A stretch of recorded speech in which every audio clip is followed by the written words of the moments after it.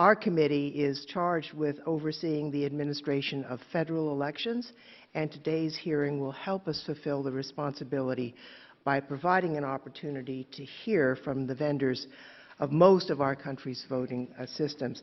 This is the first time the CEOs of the three major vendors have appeared together in a congressional hearing. The companies they represent provide at least 80% of the estimated 350,000 voting machines in use today, reaching over 100 million registered voters. However, despite their outsized role in the mechanics of our democracy, some have accused these companies of obfuscating and in some cases misleading election administrators and the American public. Others suggest there's an insufficient regulatory structure for this sector. In the committee's May 2019 hearing on election security, Lawrence Norden of the Brennan Center for Justice wrote in his testimony that, and I quote, "There are more federal regulations for ballpoint pens and magic markers than there are for voting systems and other parts of our election infrastructure. So there may be more work to do and much for Congress to learn about this industry." Many have concerns about voting systems with remote access software, and I think we want to make sure that companies no longer sell voting machines that have network capabilities. In 2019, according to a report in Motherboard, a group of election security experts, they uncovered that back-end election systems in at least 10 states were connected to the Internet, despite one company's claim that its systems were not. We need also to understand supply chains. In December 2019, a study released by Interos, a supply chain monitoring company, showed that 1/5 or 20% of the components in a popular voting machine came from China-based companies. Furthermore, close to 2/3, or actually 59%, of suppliers within that machine's supply chain had locations in either China or Russia. Interos didn't name the vendor that manufactured the voting machine, but said that it was widely used. I've also heard concerns about the ownership and control of voting machine vendors. Public reporting indicates that all three of the major voting system vendors represented here today are privately held or are partially controlled by private equity firms. I believe it's in the public interest for Congress to better understand who could financially benefit from the administration of our elections. There are also, of course, threats to our voting infrastructure. We learned in Special Counsel Mueller's report that Russian intelligence officers targeted employees of voting technology companies that developed software to manage voter rolls and installed malware on the company network. We also know that our own voluntary voting system guidelines have not been substantially updated since 2005, before the iPhone was even available.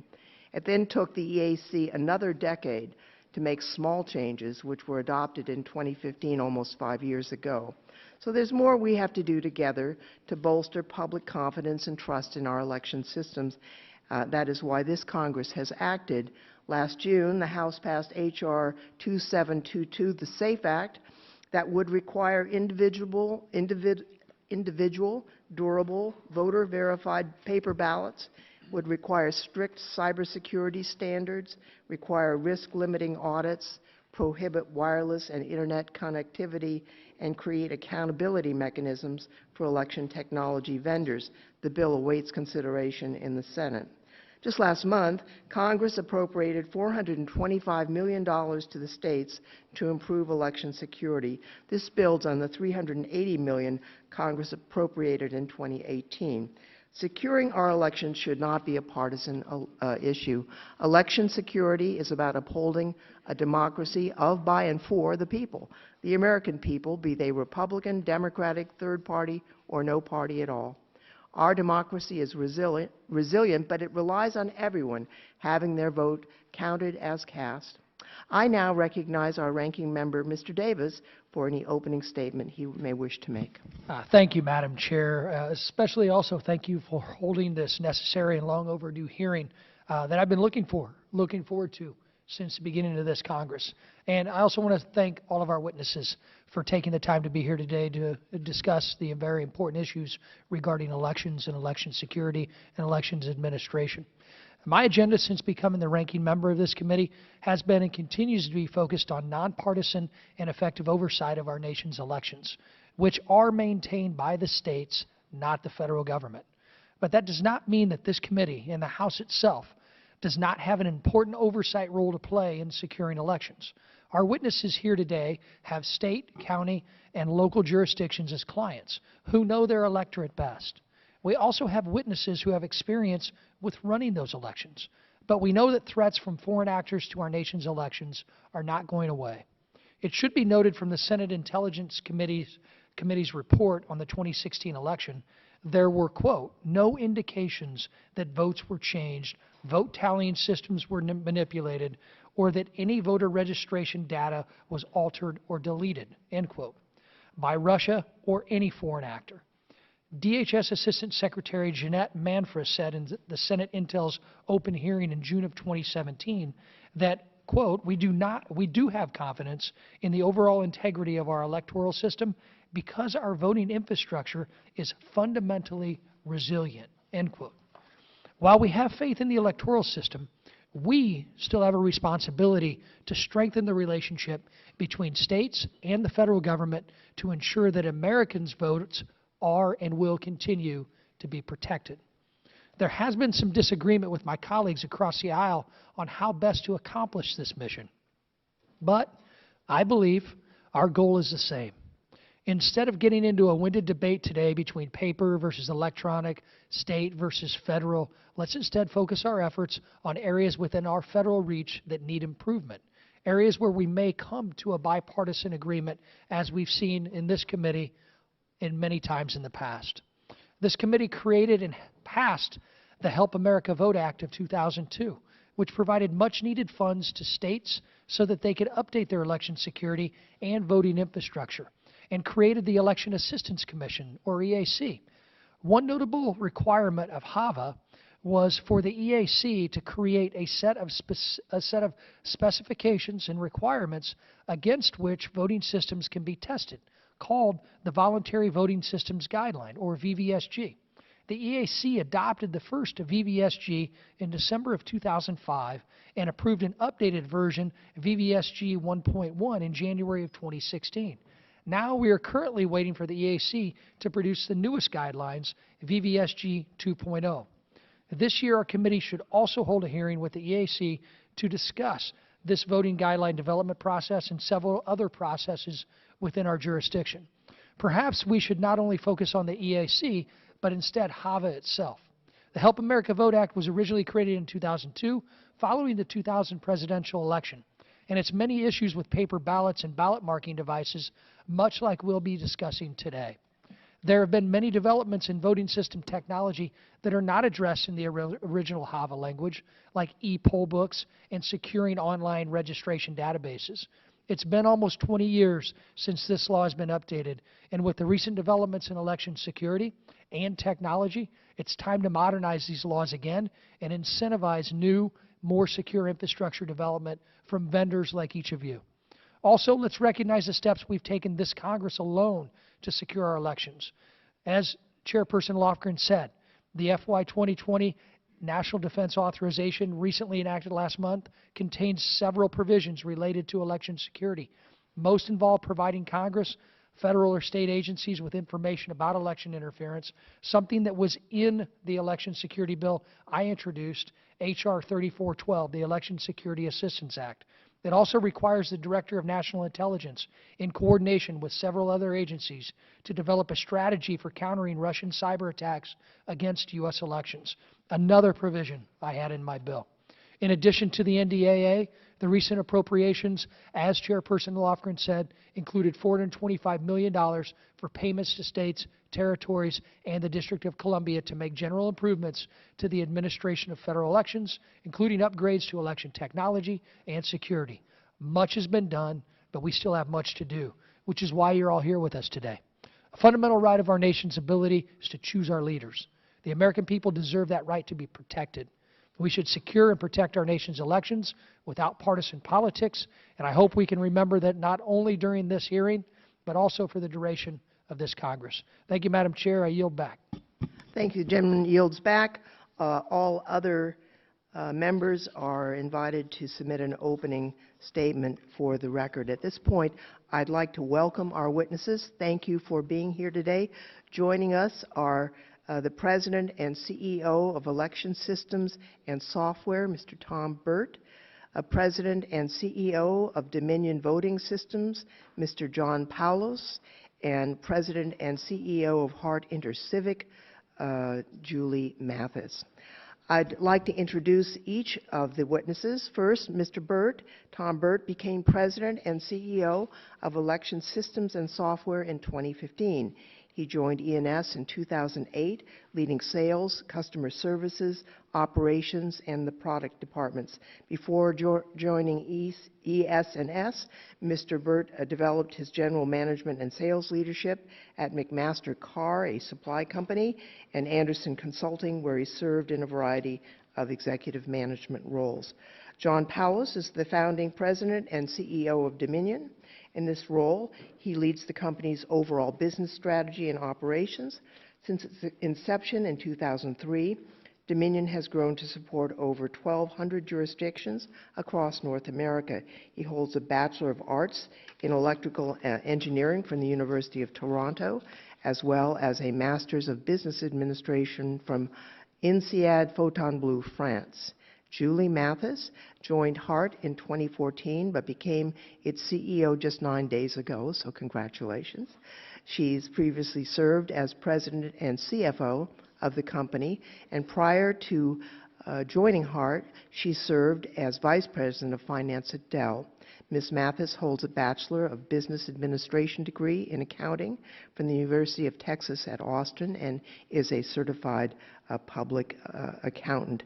I would, at this point, ask unanimous consent that all members have 5 legislative days to revise and extend their remarks, and the written statements be made part of the record, and without objection, that is so ordered. I'd also like to remind witnesses that their entire written statements will be made part of the record, and that the record will remain open for at least 5 days for additional materials to be submitted. At this point, I would ask each of the witnesses to rise and hold up their right hand so that you may answer this question. Do you swear or affirm under penalty of perjury that the testimony you are about to give is true and correct to the best of your knowledge, information, and beliefs, so help you God? The record will reflect that all 3 witnesses answered in the affirmative, and we will first recognize you, Mr. Burt, for your testimony. Thank you.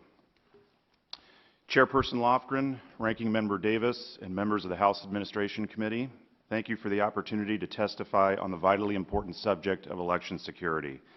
My name is Tom Burt, and I'm CEO of Election Systems and Software.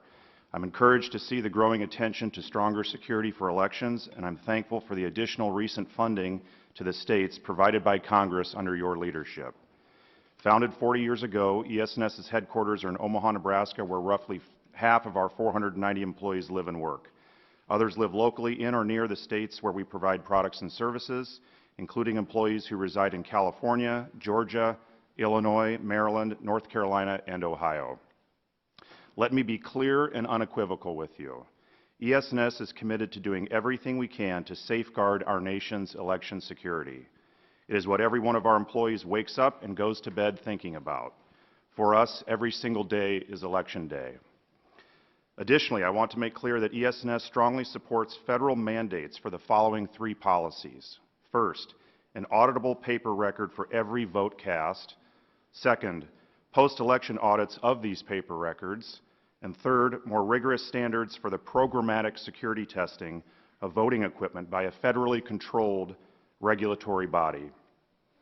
I'd like to elaborate on a few of the many examples ES&S has raised, ways that ES&S has raised the bar on itself for election security and called on Congress to raise the bar on the entire industry. First, as mentioned, it is important that an auditable paper trail be required for every vote cast. ES&S has stopped selling new voting machines that do not produce an auditable paper record as the primary voting device. Second, we support and applaud the increase in dedicated resources coming from Congress, state and local officials, the Election Assistance Commission, and the Department of Homeland Security. We embrace our partnerships with these bodies because we believe that collectively we can provide necessary and continuous improvement in election security. While the recent appropriations bill included additional elections-related funding from Congress, we believe the federal government needs to devote these resources to state and local jurisdictions on an annual basis. Third, I'd like to highlight just a few of the many important steps ES&S takes to bolster election security. Every ES&S system we field undergoes rigorous testing by independent federal test labs accredited by NIST. Since 2009, ES&S has certified 22 unique voting system releases through this federal testing program. Our standard procedure is to conduct thorough and pervasive penetration testing of our hardware and software using the same modern security tools that hackers use to make sure our equipment is secure before it ever enters the federal program. We recommend increased EAC funding for security testing, managed at the federal level, with standards and testing methods that are applied evenly and comprehensively to all providers. All ES&S tabulation firmware and software are not only housed domestically, but are also written exclusively inside the United States. ES&S engages an independent third party to regularly test samples of the components inside our voting equipment that are programmable logic devices. We do this to validate the security of our supply chain and to ensure that no backdoor tampering has occurred. ES&S voting machine components are produced in ISO 9001 certified manufacturing facilities, and the entire voting system is managed by a secure engineering change order control process. All final hardware configuration of our voting machines is performed exclusively in Omaha, Nebraska. We are working with our fellow industry providers seated with me here today to create the nation's first coordinated vulnerability disclosure program for elections equipment, designed to provide for even greater independent testing of voting systems through the use of ethical hackers. Because we strive for continuous improvement in all facets of our business, our actions related to election security are continuous, ongoing, and dynamic. Finally, I want to be clear that we do not believe we are perfect. On rare occasions, machines falter and humans make mistakes. When these circumstances arise, we always do everything possible to remedy the issue and ensure that final election results are reported accurately. As I noted previously, we strongly urge Congress to require an auditable paper record for every vote cast as a matter of law to improve even more the integrity of our elections. While we are very proud of the actions we have taken to date in support of safe and secure elections, we recognize that this is a race that has no finish line. ES&S is committed to continually enhancing the security of our products for the long run. We take nothing more seriously than our role in supporting our nation's democracy. Thank you for your time, and I look forward to your questions. Thank you very much. We'd be pleased to hear from you, Mr. Poulos. Thank you very much. Chairperson Lofgren, Ranking Member Davis, and distinguished members of the committee, thank you for the opportunity to testify today. My name is John Poulos, and I am the Chief Executive Officer of Dominion Voting Systems. We are a U.S.-owned company that currently provides voting systems and services to jurisdictions across 30 states and Puerto Rico. I agree with the importance of the issues being raised by the Chair and Ranking Member regarding election security and integrity at today's hearing. American elections safeguard and preserve the freedoms and rights guaranteed by the U.S. Constitution. At Dominion, we take pride in our small role in assuring voters that they can have confidence in election results. We go to work every day understanding this important responsibility. By way of background, I formed the company with my partners in 2003 as an engineer and entrepreneur living in Silicon Valley. We are one of 76 new entrants innovating in the post-HAVA era, and we are one of the only one independently operating of those 76 in the industry today. Dominion was founded on 3 key pillars: security, transparency, and accessibility. The company abides by these principles to this day, driving innovations and advancements for auditability and resilience directed by federal, state, and local election officials. Supporting elections is a full-time proposition for our company. This past year alone, Dominion assisted state and local election officials in conducting nearly 300 elections, complete with the rigorous public scrutiny that comes with it. Dominion is constantly innovating and certifying enhancements and new features per state and local requirements. For 2020, we have been working closely with jurisdictions seeking to upgrade their voting systems. Older, end-of-life technology is being replaced with certified solutions that produce paper records for auditing and resilience. This comports with recommendations by DHS. Consistent with our founding tenets, Dominion works hard to promote a company culture of security. This starts with our people, including annual mandatory background checks and cybersecurity awareness training for every employee in the company. It includes company-wide adoption of advanced digital protections and a defense-in-depth approach to cybersecurity. Moreover, we actively engage with the EAC, DHS, and other trusted third parties to maintain and enhance our enterprise security, including potential supply chain risks. Finally, we meet all independent testing requirements, including EAC standards developed in conjunction with NIST and requirements set forth by individual states. This includes source code reviews, penetration testing, and post-election audits. In terms of transparency, Dominion systems fully support independent third-party audits and reviews of all election data. For example, in 2018, the state of Colorado used Dominion systems in conducting the first statewide risk-limiting audit in the United States. This effort was so successful, it has become a benchmark for other states in verifying with high confidence that equipment tallies are accurate and reliable. To round out our company mission, we are committed to voter accessibility. Our systems ensure federal protections for privacy and equal voting rights, and ballot casting options for all, including American service members abroad. The existence of nation-state threats means that we must actively defend against any attempts to undermine faith in our democratic institutions. In this regard, we hope to see Congress continuing its work with state and local election officials to keep election systems secure. We commend Congress on its bipartisan investment of an additional $425 million to help election officials modernize their infrastructure. In closing, we remain fully committed to providing technology that supports free and fair elections. This includes support for an industry-wide coordinated vulnerability disclosure program for voting systems. We urge you to continue supporting and incentivizing real-time threat and information sharing from the intelligence community, streamlined certification options for patching and updating, and reliable baseline security standards for voting systems. All of these efforts will help make the voting process more secure. Thank you again for the opportunity to share our company's perspective. Thank you so much for your testimony. And now our final witness in this panel, Ms. Matthews, would be pleased to hear from you for 5 minutes. Chairperson Lofgren, Ranking Member Davis, and members of the committee, thank you for the opportunity to speak with you today. My name is Julie Mathis, and I'm the CEO of Hart InterCivic. Hart InterCivic is based in Austin, Texas, where we have been located since our inception over 100 years ago. Hart began as a paper ballot printer, and over the past 20 years has grown organically, one new customer at a time, to become one of the top 3 voting system providers in the country. Our customers are local election officials, and our business is built on partnering with them every day to help solve their problems, enhance their processes, and ensure they deliver secure, accessible, and transparent elections. Our products include the software and devices that these election officials use to create ballots, capture votes, tabulate votes, and audit the results. Our systems are regulated, as each is submitted to federal certification through the EAC as well as to state certification processes before any local jurisdiction purchases them. It's also important to note which aspects of the election ecosystem Hart does not serve.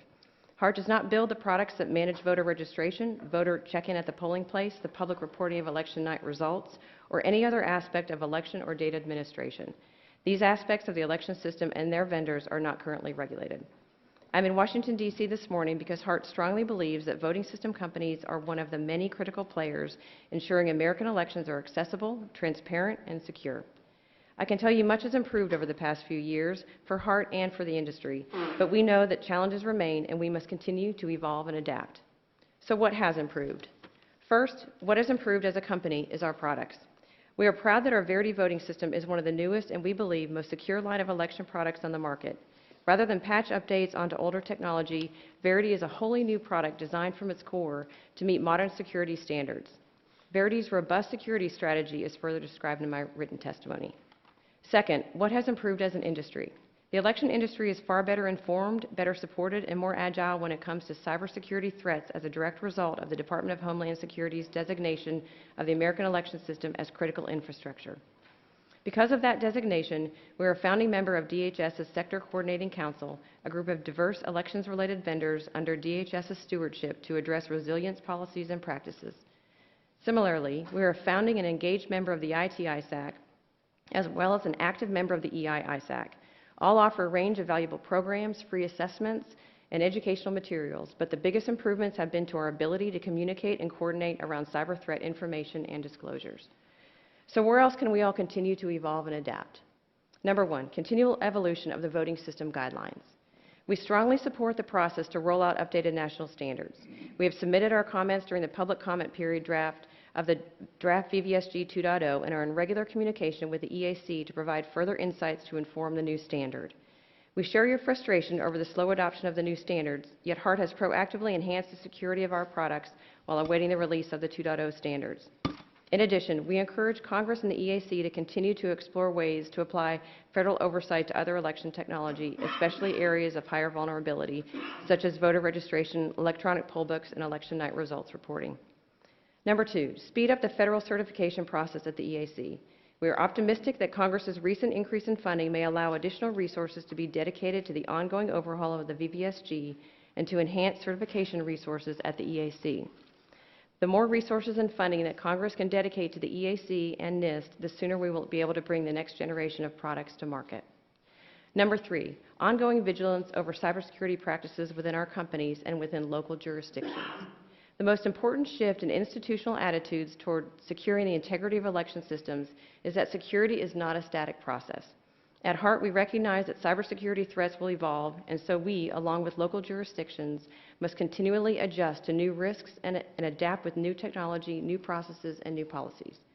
In conclusion, much has improved over the last few years. Not only are there new products on the market with enhanced security protocols, but the election industry is much better informed, more coordinated, and more aware. But this enhanced awareness also highlights the clarity that securing the American election system is a race with no finish line. It will take constant vigilance, funding, partnership, and coordination across all aspects of the election ecosystem to ensure that elections are secure each and every year. At HART, our goal is, and always has been, to provide election officials with accessible and secure technology. We dedicate significant time and resources ensuring our products meet or exceed the latest security standards. And because of this, we are a trusted partner of the local officials who run elections in our country.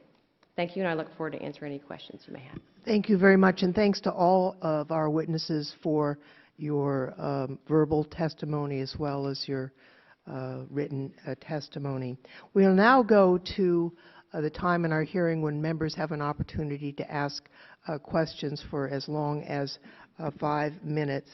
And I'll start, as we all know, and we've recognized that the concern about election security has been heightened since the 2016 election. We've had reports from our intelligence community that we should be on the alert from threats, especially foreign threats to the security of our systems.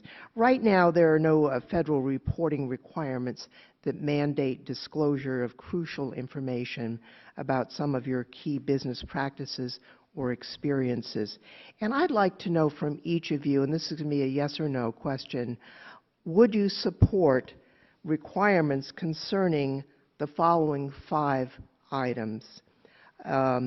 First, your cybersecurity practices, including incident response procedures.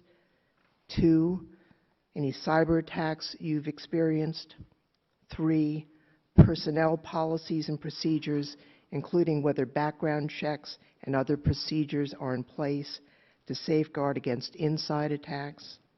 4, details of corporate ownership and foreign investment. And finally, supply chains, for example, where parts, software patches, and installations come from, how they're transported, and how they are kept secure. Would you, if you could answer whether you would agree to all, or if there are some that you would object to, why? Chairperson, I would say yes, that we would support a requirement for all 5 of those requirements that you listed. Thank you. Chairperson, we would agree with that as well. Thank you. As would we. That's very helpful. As you know, we have passed a pretty robust bill in the House. It's pending in the Senate, and perhaps your testimony will encourage them to move forward. I'd I'd like to talk about supply chains. As I mentioned in my opening statement, concern has been raised about components. The Interos report showed that a majority of suppliers within a widely used voting machine supply chain had locations in either Russia or China. They didn't indicate which company. So I'd like to ask each of you, do you have components in your supply chain that come from either Russia or China?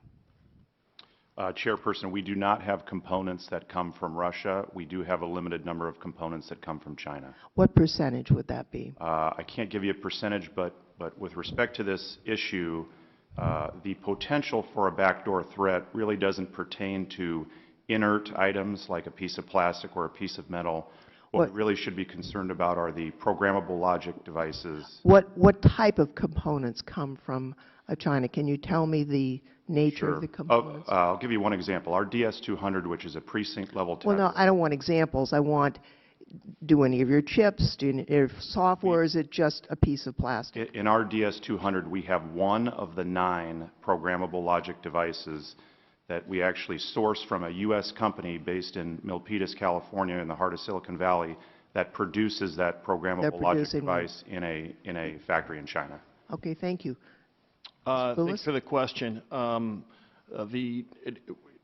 It wasn't our company in the Interos report, but we do have components in our products that come from China.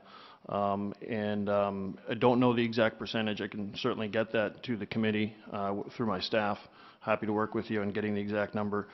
Our products, our tabulated products, have always been manufactured in the United States. And so if you look before you go forward, what are the components that you get from China? So, for example, LCD components, the actual glass screen on the interface, down to the chip component level of capacitors and resistors. Several of those components, to our knowledge, are not even, there's no option for manufacturing of those in the United States. We would welcome guidelines and best practices from the committee and from the federal government in terms of this is not a problem that's unique to the election industry. Thank you. Ms. Mathis? Yes, similar feedback here. We take the security of our supply chain very seriously, and we actively monitor and assess all aspects of that supply chain, including country of origin. So do you have components from China or Russia? We do not have components from Russia, but we do have, similar to my colleagues, we do have components. And what would be the nature of those components?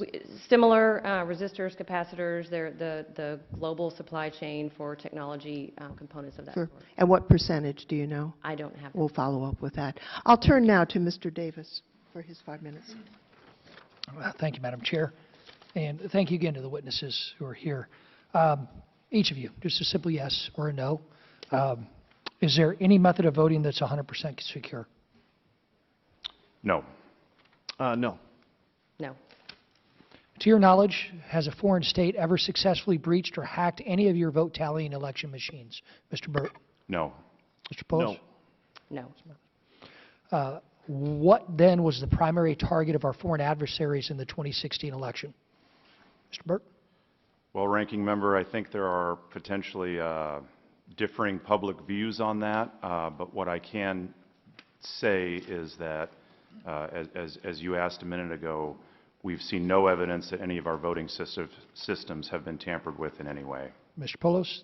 I would agree with that statement. We feel the same way. Can't speak to what the primary purpose was of the attacks, but there's, to our knowledge, no evidence on our systems as well. Well, you guys already answered that. Ms. Mathis, do you know what was attacked during 2016? Do not have personal awareness of that. Okay, I believe reports say there were centralized voter registration systems, even one in my home state of Illinois. Where do these centralized state voter registration system databases come from?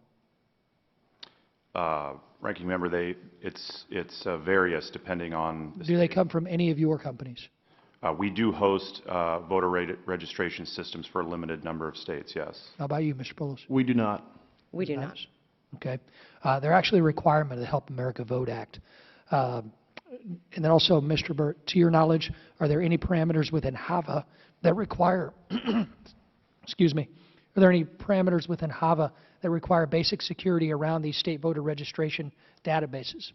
I believe the language in HAVA as it relates to voter registration is limited at best, and I'm not aware offhand of any specific language that pertains to. Great, and I'll stick with you because you're the only one that actually deals with the centralized voter registration, and the other two do not.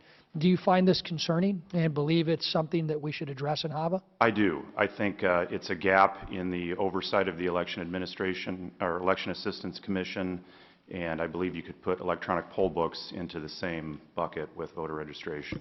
Okay. Are you all members of the Sector Coordinating Council? Yes. Yes. Okay. As well as the IT-ISAC and the EI-ISAC? Yes. Yes. Okay. How have these entities increased vulnerability disclosure? Mr. Burt?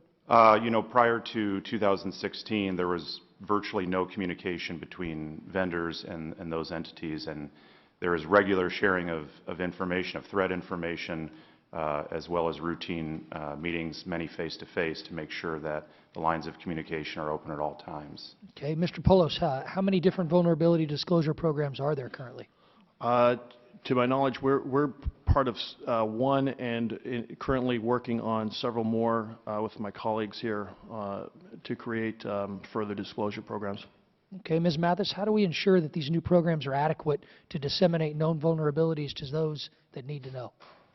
I think it's important that we continue to work together with the cybersecurity experts that have already been involved through the designation as critical infrastructure. Has really assisted us with ensuring that we understand kind of the appropriate disclosures.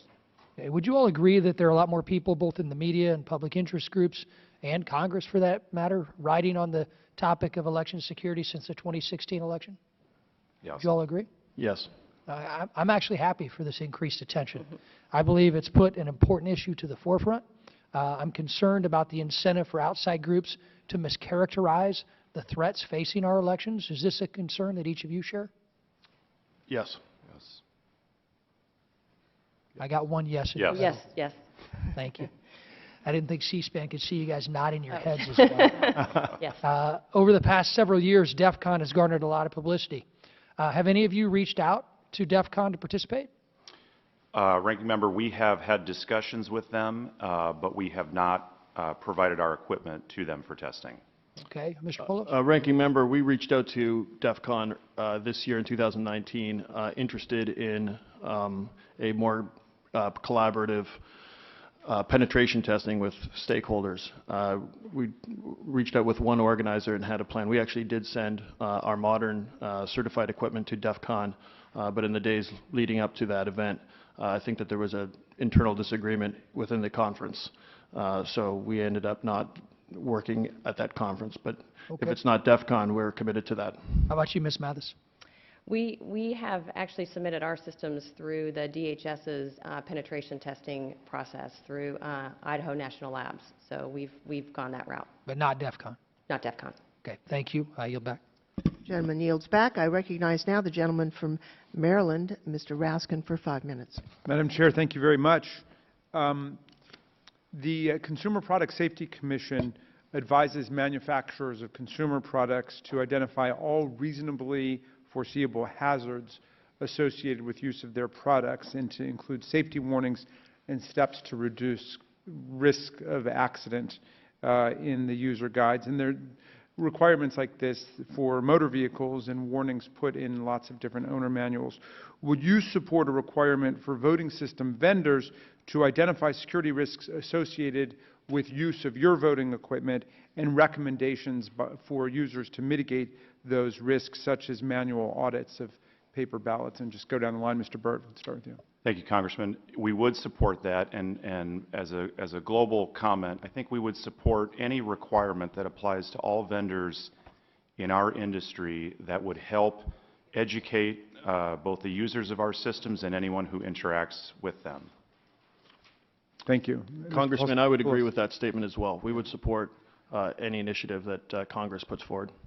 Okay, and Ms. Mathis? And we agree also with that. All right, very good. There has been some reporting recently about the lobbying practices of technology vendors in the election field. the city control in Philadelphia issued an investigative report that showed serious flaws in the voting system procurement process, which I think resulted in ESS getting the $29 million contract. The reports indicate that ES&S spent $425,000 lobbying city officials dating back to 2013 before being awarded the contract. Is this just standard practice in the industry and with your business, Mr. Burt? Well, Congressman, starting about a year and a half ago, we actually hired our first ever federal consultant to help us spend time in Washington educating federal officials on who we are as a company, how we go about our business practices. We use consultants at the state level for the same purposes, to educate decision makers. Well, in this case, it was used to help procure a contract, right? It was used to educate any of those involved about who we are as a company, the values we hold, and how we conduct our business. Okay. Do you also get involved in making campaign finance contributions or expenditures? No, we do not. Okay. Mr. Poulos, do you guys engage? No, we don't make campaign finance contributions. You do spend money on the lobbying side? Yes, we do. At the state and local level? Correct. Okay. And Ms. Mathis? Our involvement in lobbyists has been very minimal and primarily related to helping educate us on local procurement processes within certain jurisdictions. Okay. I'm curious about whether each of your companies engage in adversarial testing on your voting systems. Mr. Poulos, do you? We have in the past, and it's something that we're looking to expand in the future. Okay. Mr. Burt? We do routinely. We've hired third parties to perform penetration testing, as Ms. Mathis mentioned earlier. We also participated through a DHS program with the Idaho National Lab to perform penetration testing on our equipment. Okay. And Ms. Mathis? Yes, and we have been involved in that same penetration testing approach by the DHS's recommended Idaho National Labs. Okay. So do you routinely allow academic researchers to test the quality, security, and integrity of your products without pre-screening them? In other words, do you generally permit outside investigators to come and check it out? We have not involved academics who haven't been pre-screened. With the coordinated vulnerability disclosure program that we're working on with our colleagues, the idea is to have a firm be able to manage a network of white hat ethical hackers to broaden the access to our systems without making this information open to the public. Okay. Mr. Poulos? Congressman, we have done that in the past, as far back in New York in 2009. We found the exercise was useful, and we are looking forward to doing more of that within the confines of a reality-based scenario of testing. Okay. And Ms. Mathis? And we would support the appropriate disclosure of that information. It's important that we not undermine voter confidence in ensuring that we actually evaluate and assess kind of the type of disclosures necessary. Okay.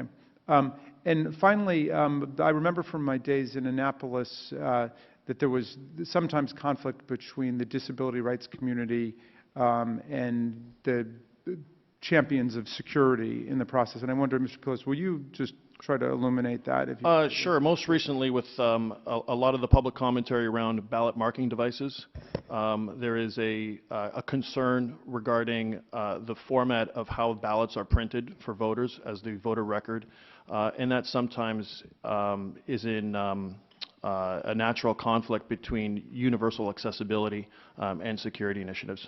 Okay. I yield back. The gentleman's time has expired. Gentleman from North Carolina, Mr. Walker, is recognized for 5 minutes. Thank you, Madam Chairman. I believe each of you mentioned in your written testimony frustration with the voluntary voting system guidelines update that is ongoing at the Elections Assistant Commission. This frustration has been shared by others in the election industry, as well as this issue seems to have a lot to do with the antiquated HAVA, or Help America Vote Act. Where can we as a committee focus to help update the HAVA? I'll start with you, Mr. Burt. Thank you for your question, Congressman. I think that the EAC, given the resources and funding they have, do a very good job, and sometimes it amazes me how much they are able to accomplish given the resources they have. I think we should ask them to broaden the scope and purview of their oversight, and to do that, of course, they need more funding and more support. Okay. I would agree with Mr. Burt's comments, and I would add to that a particular example as it pertains to patching, specifically of third-party software such as Windows, where a patch is readily available, and it's sometimes very cumbersome and timely to get that tested patch to end customers. Thank you, Ms. Mathis. Anything to add to that? I would agree with those comments. Okay, all right. How has your relationship with the DHS evolved?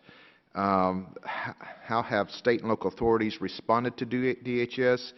I'll put a couple of these in. Who wants to take it? Is DHS helping to secure foreign supply chains, and what type of services does DHS currently offer you? Mr. Poulos, let me start with you. Let's start with what type of services does DHS currently offer you? It offers several different programs. We've taken part of physical security review. They offer product testing. And in terms of the evolution of that relationship, I would say it was 0 4 years ago. And it's been very helpful for not only us, but the customers we serve. Mr. Burt, is DHS helping you to secure foreign supply chains?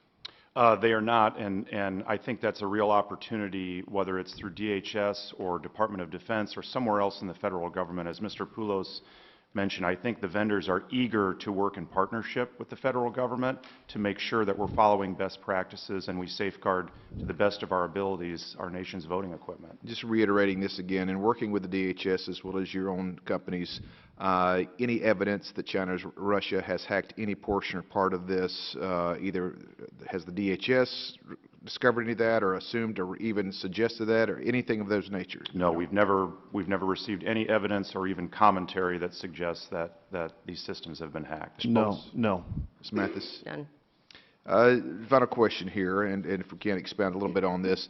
Have each of you hired an executive level chief information security officer? Mr. Burt? We have. Mr. Poulos? We have. Ms. Mathis? We have an extended internal security team, and we have a CISSP expert on our staff. Mr. Poulos, what are the qualifications for such a position? What are the requirements of that position? What are you looking for there? Well, we have that bifurcated in terms of corporate IT assets and product security, and there are two different sets of requirements. I can't list them to you off the top of my head, but I can certainly work with the staff. Mr. Burt? Congressman, we were fortunate enough to find a gentleman who was the Chief Information Security Officer for Health and Human Services at the federal level, and he's been with us now for a couple of years. So he has vast experience working with various government agencies in that capacity as a Chief Information Security Officer. And let me stay with you, Mr. Burt. I want to unpack this a little bit more. Why is a position like this especially relevant in developing equipment for modern elections? I think as we look forward, it is necessary for someone with deep technical expertise to advise the company in its actions, to do everything it can to make sure that we are making the right decisions to protect the security of our equipment and our services. Okay. Mr. Poulos, same? I agree with those comments in terms of a deep understanding of best practices and where the state of the art is evolving to. It really benefits the security of the products. Real quickly for the three of you there, if you were to give yourselves a grade 1 out of 10, 10 being excellent, the highest mark, as far as your attentiveness to make sure there's no corruption or nothing nefarious, any kind of behavior going on, how would you score your company as far as the time, the attention, the resources that you're putting into this, Mr. Burt? Congressman, we spend a great deal of time on a regular basis. Our effort, I can honestly say our effort is as strong as we are capable of, but we are always looking to find ways to improve our effort and to partner with other agencies to improve our ability to mitigate any risks that might be there. The security of our products and our infrastructure is a key priority for us. It always has, and it is reflected in not only the amount of time and resources we spend to it. Mathis? Same thing. We absolutely dedicate. It's in our DNA. It's pervasive across our people, our process, our procedures, our product. Thank you very much. And if this doesn't work out, you may have a career in politics since none of you gave me a number or answered the question. So I yield back to Madam Chair. The other gentleman from North Carolina, Mr. Butterfield, is recognized for 5. Thank you, Ms. Loughran, for convening this very important hearing today. I cannot think of a hearing except for the debate on the War Powers Act that we could be having right now. This is critically important to our democracy. And certainly thank you to the 3 witnesses for your testimony today. Mr. Burt, let me start with you, sir, and I want to talk specifically about North Carolina. You know I represent a district in North Carolina. There's been a lot of controversy surrounding your company's recent dealings with elections officials in my state. Some have referred to what transpired as a bait and switch. I don't know if that's warranted or unwarranted. I hope it's unwarranted. Can you please explain to me why you waited so long to tell North Carolina election officials that you did not have enough voting systems to cover the 2020 primaries? Thank you for your question, Congressman. Yeah. I have read that bait and switch comment. The situation in North Carolina, we applied for certification for our system in North Carolina roughly 5 years ago. We went through all of our testing. The report was written. It went to the state board for approval, and at that point in time, the state board essentially dissolved. There was not a quorum at the state board for over 4 years. That system that we got tested 5 years ago finally got approved this year. Because it was 5 years old, we immediately went in after that and got our latest and most secure system updated, and it is that system, the most recently certified system, that we've delivered to the citizens of North Carolina. So if a bait and switch means that we decided to send the most recent and most secure system to the citizens of North Carolina, that is what we did. All right. I'm informed that your company admitted installing remote access software on some of its election systems and that it sold over a 6-year period. Were any remote wireless equipped systems sold to elections officials in my state? Congressman, that practice happened between the year 2000 and 2006. No system that we have brought through the EAC program since the year 2007 has been equipped with any kind of remote access software. We have confirmed that there is no system out there in the country being used today that has a remote access system attached to it. All right. Ms. Mathis, do you support federal legislation to expand the use of post-election audits like risk-limiting audits in federal elections? We absolutely do. Mr. Poulos? Absolutely. And Mr. Burt? Yes. Thank you. Do you think that all manual audits of paper records can be conducted on all the voting systems that you currently sell? We have a portion, a subset of our product that actually does not permit risk-limiting audits. There are other audits and other testing that fulfilled a fully ability to confirm the accurate results. All right. Let me ask you, Mr. Poulos, what do you do to ensure that your subcontractors and your manufacturers follow industry best practices on cybersecurity? In other words, do you conduct background checks and the like on your subcontractors? On our direct subcontractors, yes, we do. And for our manufacturing partners, we make sure that they adhere to ISO standards. Mr. Burt? We do the exact same thing. We perform background checks on the contractors that we hire directly, and any of our manufacturing partners are all ISO certified. This is not a cursory background check. You do an in-depth criminal, background detailed check. background check, and that's part of the ISO certification Ms. process. Mathis, you as well? Mm-hmm. All right. Are you aware of any cyber attacks in which the attacker gained unauthorized access to your internal systems, corporate data, or consumer data? Ms. Mathis? We are not. You have any evidence that this has happened? We do not. No. We All don't right. have any. Mr. Poulos? No, we do not. And Mr. Burt? No, we do not. Thank you. Let's see how I'm doing on time. All right.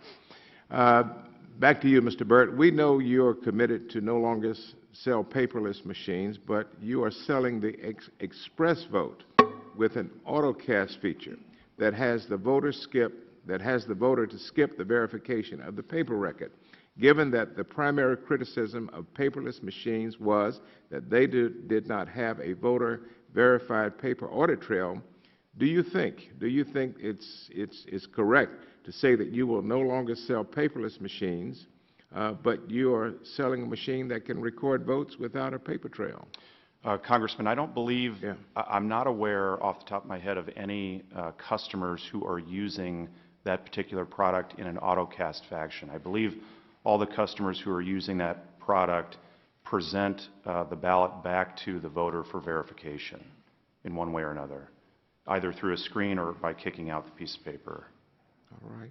And finally, for Ms. Mathis, currently listed on your website in the products that you sell is a paperless DRE machine called the Verity Touch. I guess I have that right, Verity Touch. Meanwhile, there is a clear consensus among experts that the paper ballots are needed to ensure that voters' votes are counted properly. Why do you continue to sell a machine we all know it puts the integrity of the voters' ballot at risk? We actually believe our DREs are secure. And it's not just Hart's belief, but we have had those products federally certified through the EAC, have gone through extensive accredited test lab testing. Certain states have certified those. They comply with all VBSG standards, and they comply with all our extensive security protocols that we have throughout the Verity, platform, including extensive multi-layer defense in-depth security protocols. Thank you. I'm out of time. I yield back. The gentleman's time has expired. We'll have a second round of questions so that we can further explore this. The gentlelady from Ohio is recognized for 5 minutes. Thank you very much. Chair of our Elections Subcommittee. Thank you very much, Madam Chair. Thank you all so much for your testimony. Just a couple of questions, really, but let me just first say, I understand that this is a business with you all, but I think my colleague, Mr. Butterfield, said it best. It is critical to our democracy, and your equipment is purchased with taxpayer dollars. So there are some things that we do expect, and there is some information that we expect you to give us. So as I say that, let me just also say that I'm from Cuyahoga County, Ohio. We have ES&S machines. But in the state of Ohio, we have 13 different voting systems. And so when we talk about ensuring the security of our systems, what we find is that we probably need more trained examiners because we have so many different systems. So let me first ask, do you support increasing the number of testing labs so that we can test voting equipment examiners? Yes, we do. All of you? Absolutely. Okay. Yes. Secondly, it's my understanding that the testing standards that we currently use date back as far as 2005. We're in 2020, but we're using standards. And so what we have done is basically say to the Windows people, you determine what the upgrades in security should be, because you're dancing to their tune, not to the EAC. Is that how you see it as well? Congresswoman, I think there is certainly an opportunity to update the voting system standards and actually to broaden the program to include more security-specific testing. That's what we would like to see. Everybody? I'm sorry, Congresswoman, I don't understand the question.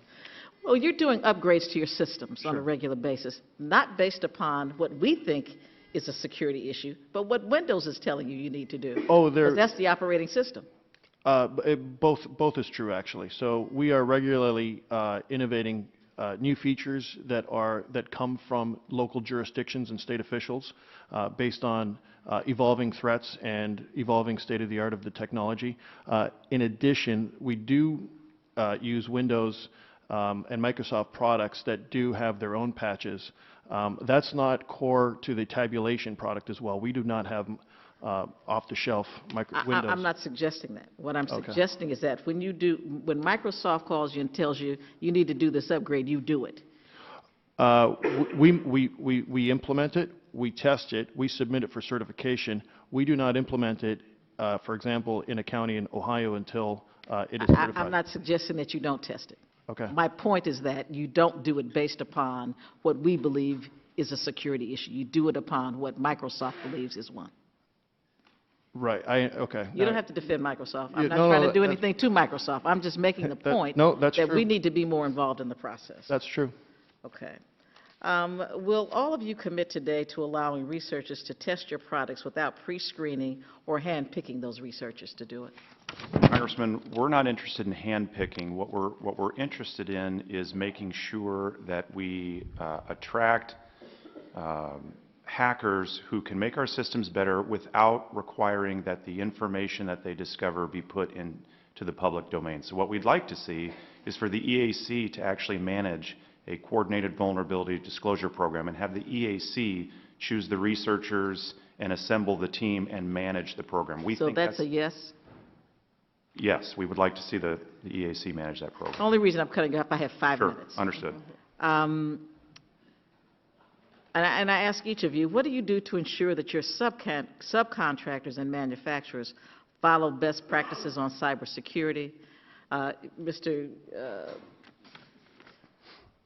Butterfield, I already asked you about, your background checks. If you could answer the first part of the question. Well, in our case, for example, our lead manufacturer manufactures products for the Department of Defense and has accreditations under ISO. And so we look for that as a prerequisite to doing business with that manufacturer. Very similar, yes. We look at ISO standards. We also have deep quality reviews and ensure that we're managing our suppliers very, very closely. Very good. And I work for the federal government, too. I don't trust everybody else that works for the federal government. So I want to be sure that you're looking at them, not just hiring them because they work for the federal government. Fair enough. I yield back, Madam Chair. Gentlelady yields back. The gentleman from California, Mr. Aguilar, is recognized for 5 minutes. Thank you, Chairwoman. I wanted to talk a little bit about products and defects, and we can go down the line, Mr. Burt, if you'll indulge me by starting. Do you have built-in systems and practices that specifically look for defects along the way? And how long, can you describe that evolution of how long it takes to find a defect, create a solution, and then implement that solution? We do have built-in systems ranging from various source code reviews to penetration testing to functional testing. In the event, if a system has been fielded, been approved by the EAC and delivered to a state and has been fielded, and there's a piece of the functionality that we want to change, that process to make the change currently, have it go through the federal testing program and redeployed to the state can be 6 months to a year, depending on the scope and depth of the changes being made. Do you inform the customer when that happens? Yes. If a defect or something, or are they under an obligation to pay for a fix? No. In those cases, those are covered under licenses and we make the changes and roll them back out to the customer. Mr. Poulos? Similar with Dominion, we comprehensively do situational testing on all of our products, and that is an ongoing thing in the company on all current products. Any issue that we find is immediately disclosed. That's actually regulated in some states, such as your home state, within a very specific time period, depending on the severity of the issue. And then per the license, you would It would not be an extra charge, no. Very similar. We disclose any of those types of critical election day type malfunctions up through the EAC, so that's all regulated right now. Great, I appreciate it. Shifting gears to, you talked about the Idaho National Lab and some of the DHS testing work that you've done. With respect specifically to cyber attacks, and we all understand the stakes here and what's involved, as do you. Can you talk specifically about how you work with the federal government when cyber attacks potentially occur? Do you report those potential intrusions to your customers or to the federal government? And do you believe you have an obligation to timely notification to customers when a security breach of that product or your company happens? Mr. Burt? We do. We share information with the MSISAC and the EEE.UU. So we don't, for example, share that a specific IP address has been identified as an attempt to penetrate a firewall. Of course, that happens thousands of times a day from all over the world. So that sort of information isn't useful. But through our coordination with DHS and the MSISAC, they help us to identify and understand sort of potential attacks that might be exceptionally dangerous. What would that look like? In the last 60 days, how many times would you notify a customer or the... We don't notify customers of the MSISAC, but many of the customers participate and receive the same information. So it's not specific to our business. It's commentary about what's going on around the country. So there's no way for a customer to know that there was a potential breach. I'm not talking about a ping and an IP address. I'm talking about a breach and a potential intrusion into your system. We've had no breaches to report. What's that dialogue like with DHS, with any federal entity through your systems? How often is that? There is a process. If a breach were to occur, DHS has issued guidelines in terms of the communication. We've practiced those through national tabletop exercises. We actually had the Department of Homeland Security travel to Omaha to conduct a tabletop exercise on premise so that we can essentially practice in the event that a breach did occur to make sure that we would be in position to communicate it effectively. Mr. Poulos? Very similar, Congressman. We have not had any potential breaches, so we haven't actually reported anything to a customer, but our policy is absolutely that we would immediately communicate any potential breach to a customer. Ms. Mathis? Very similar. We have not had any breaches, but we have created a very robust incident response plan that has been updated to include disclosures and notification all directions, DHS to customers, to ensure that we've got the appropriate communication. At what level would you, Ms. Mathis, would you flag for DHS? I understand that all of you are saying you haven't been breached, but at what level? There's a difference between being breached and being pinged by an IP address in a foreign country.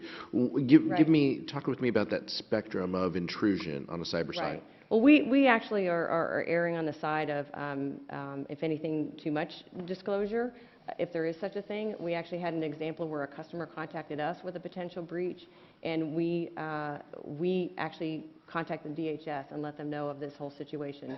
So it was not a breach, and actually it turned out that that particular county was exercising a test. And so it actually, the whole process worked. We did not know that, and so we were happy to communicate that to DHS. Thank you, Ms. Mathis. Thank you, Madam Chair. Gentlemen's time has expired. As I mentioned earlier, we will have a second round of questions, and I will begin. In answer to a question from Mr. Butterfield, Mr. Burt testified under oath that they do not currently have voting systems in the United States with remote access software installed, if I heard you correctly. That is our belief, that none of the systems in use today. Would that be true for the other two vendors? Yes. We have never had remote access. Okay, let me ask you this. Do you sell voting machines that have network capabilities installed?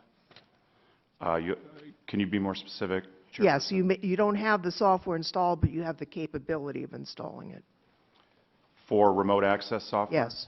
We do not. We no longer install any remote access software. That process was discontinued in 2006 and is not allowed by any of the EAC testing.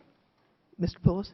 Chairperson, we've never had any kind of remote access in our Dominion products. Capabilities. But I will say that I do want to draw a caveat. Some of our tabulators have are designed around the ability to have an external plug-in modem to transmit unofficial results after polls close. Okay. So we do not have remote access capabilities, as you mentioned. So similar to Mr. Poulos, we have, as required by certain states, a remote transmission capability as an add-on. So that's something that we may want to look at further. I want to talk about remote ballot marking devices.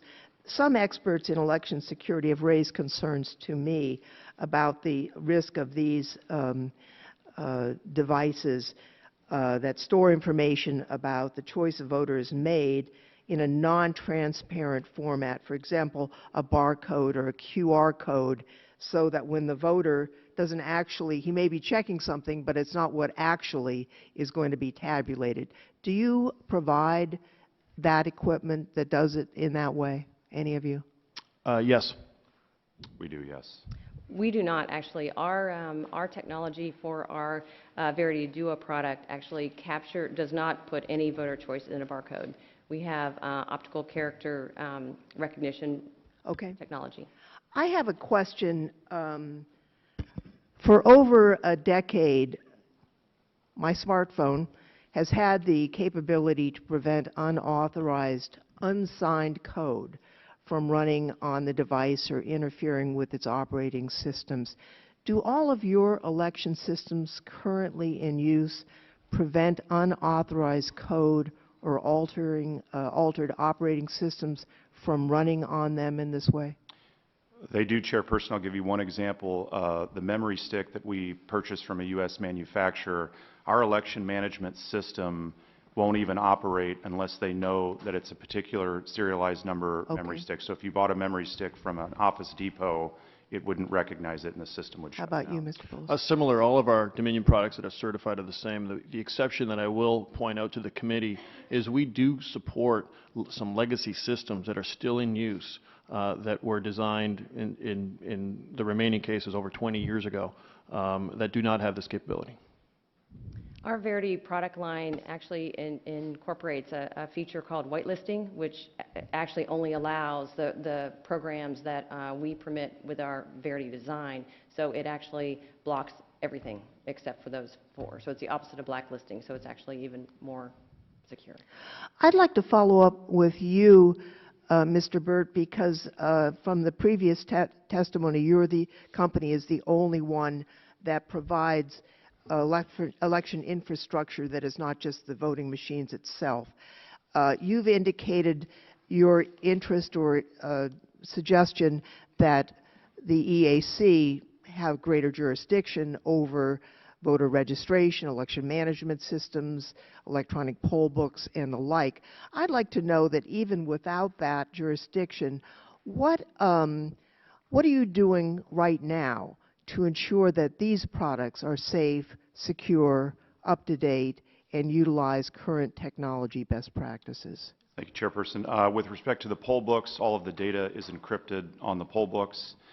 With respect to the voter registration systems, which I think is more commonly a question for folks, we've recently worked with the Center for Internet Security to install Albert sensors, which is a national monitoring system, and we've wrapped this around our voter registration systems that we house. And so, for example, Ranking Member, the example that you brought up related to Illinois going back to the 2016 election, that's the kind of activity that an Albert sensor is meant to detect and prevent with respect to a voter registration system. Thank you very much. I see my time has expired, so I will turn to the Ranking Member for his additional 5 minutes. Thank you, Madam Chair, and thanks again to the witnesses. I think all of our colleagues on both sides of the aisle have the same interest. We want to protect our elections. We want to make sure that all machines that are used to tabulate our free and fair elections are up to the task. So thank you, each of you, for being here today. I know some of the questions can't be comfortable. I know there's been a lot of talk about supply chain issues. Yes or no questions. We'll start with you this time and go that way. Ms. Mathis, is it currently possible to build an election machine entirely out of U.S. manufactured parts? I don't believe that it is possible today. Okay. Mr. Poulos? Not to my knowledge. Mr. Burt? I do not believe it's possible. Now, do you see why that concerns all of us up here? Absolutely. Absolutely. Are the parts in your supply chain, Ms. Mathis, that come from abroad also used in other industries? Yes, they are. Okay. Mr. Poulos? Yes, they are. Mr. Burt? They are. They're used in a variety of industries. Yeah. Probably some of them are present in the room today in the various equipment that you see around the room. Like? We see cameras, we see a variety of electronics, we see switches. There's almost nothing that we interact with from an electronics point of view, of course your phone, thank you, that have parts that are made overseas and distributed to a variety of manufacturers. So it's the critical components of your election machines that we're all concerned about. And you've testified earlier that because we have a global supply chain, you're not able to comprehend a machine that can be built right now with completely U.S. parts.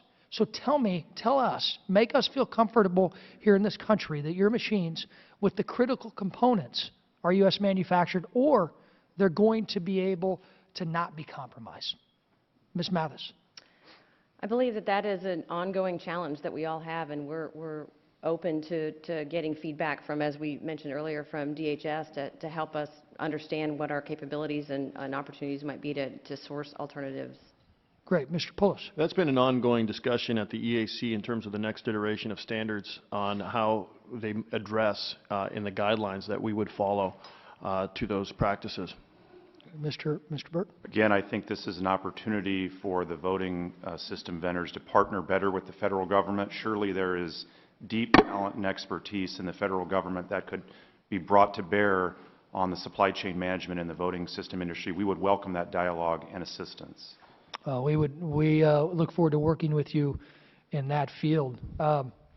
Earlier, it was mentioned about campaign contributions and lobbying activities. Mr. Burt, you mentioned that ES&S does not make campaign contributions at the federal level, right? We actually have a policy that every one of our employees, vice president and above, as well as anyone engaged in sales and marketing activities, are strictly prohibited from making direct campaign contributions. Okay, Mr. Poulos, are you able to make campaign contributions?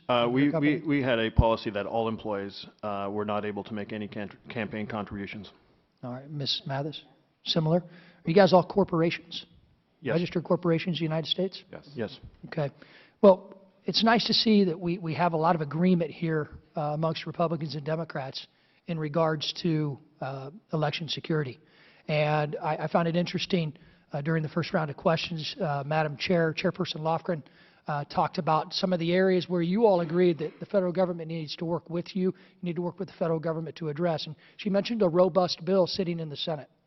Well, here's the problem with the top-down approach from Washington when it comes to our election infrastructure, election process. That robust bill sitting in the Senate may force you as corporations to actually give campaign contributions to members of Congress.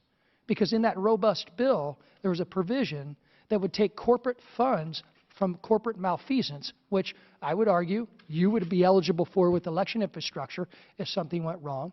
And it would go into a Freedom from Influence fund that was concocted by the majority. And that would force the first ever corporate dollars into congressional campaigns. So my point of bringing this up is you don't allow campaign contributions now by any of your employees because you don't want that to affect anyone who's in charge of running free and fair elections in this country, right? Correct. Correct. Why in the world would this institution at the federal level in turn possibly require you and require any corporation to give the first ever corporate dollars to individual members of Congress's campaigns? That's why when we talk about robust bills, we all have the same goals, but let's not kid ourselves in thinking that there are provisions in bills that are going to always benefit free and fair elections rather than benefiting individual members of Congress. I yield back. Gentleman yields back.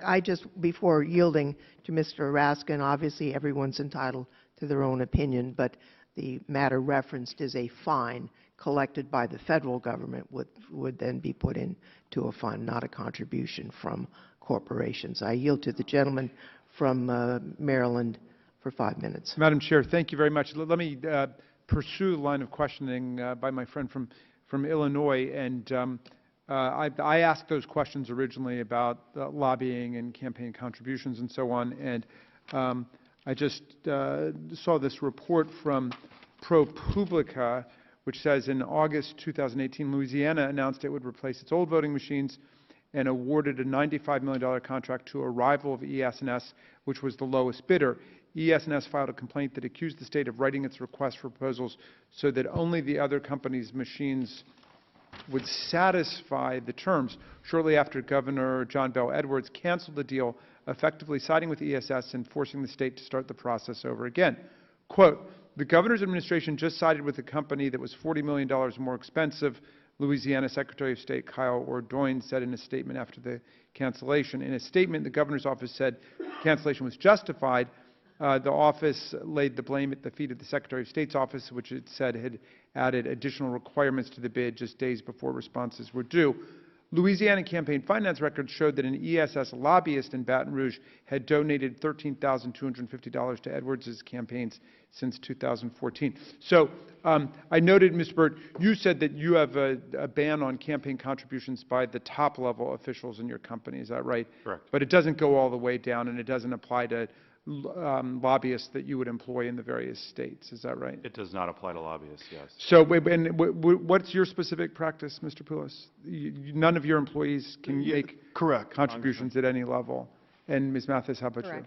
So I wonder if one of you would be interested in opining about why you have that practice and whether you think that should be in federal law for all of the reasons that were suggested by my colleague about the importance of keeping election administration completely separate. I mean, we've got two dangers here. One is paranoia, where, we have politicians running around saying it's all fraud, right? The other is complacency, where we don't pay sufficient attention. But can you explain what the basis of that policy is that you have, Mr. Poulos, for example? Sure. The basis is very clear. We want, as a company and our stakeholders, to be completely independent of the election officials that are making selections in terms of what's best for their state and localities. And Congressman, in your example of Louisiana, Louisiana happens to be a state that currently has legacy voting systems of the type that is being discussed at this committee level. And they were seeking to update with more modern certified systems. And unfortunately, that's been delayed. I see. You mean by virtue of the change in the vendor? There was no change. It was just because of that process, it was all delayed, and as a result, they're using the legacy voting systems in the 2020 election. Gotcha. Ms. Mathis. I'm sorry, what is the question? Well, I guess the question is, what's the basis of your policy of of preventing all employees? And I don't know if it extends to consultants. It's just important for us to ensure that we are objective and independent in all elections. We don't run elections. Actually, local election officials run elections, so we're not engaged in the running of the election, but it's just important for us to ensure that we're staying objective and independent. I remember that there was a big controversy about the company Diebold, and I think one of your companies took over Diebold. Was that ESS? A little complicated, Congressman. Oh, okay. We made a purchase, and then my colleague, Mr. Poulos here, ended up buying the intellectual property of that. Okay, so both of you got a piece of it. But I remember that that they actually were actively politically involved, and I think it was the president who had sent out a campaign solicitation saying that they would do anything to see that one candidate got elected president at a time when their machinery was being used in different states. And that obviously creates a serious problem from the standpoint of public confidence in the integrity of the election. So all of this makes me think that it might be a good idea for us to formalize and to make comprehensive the practice that you seem to be moving towards, which is that your job is to sell the technology to make it as secure as possible and not to be involved in the political process.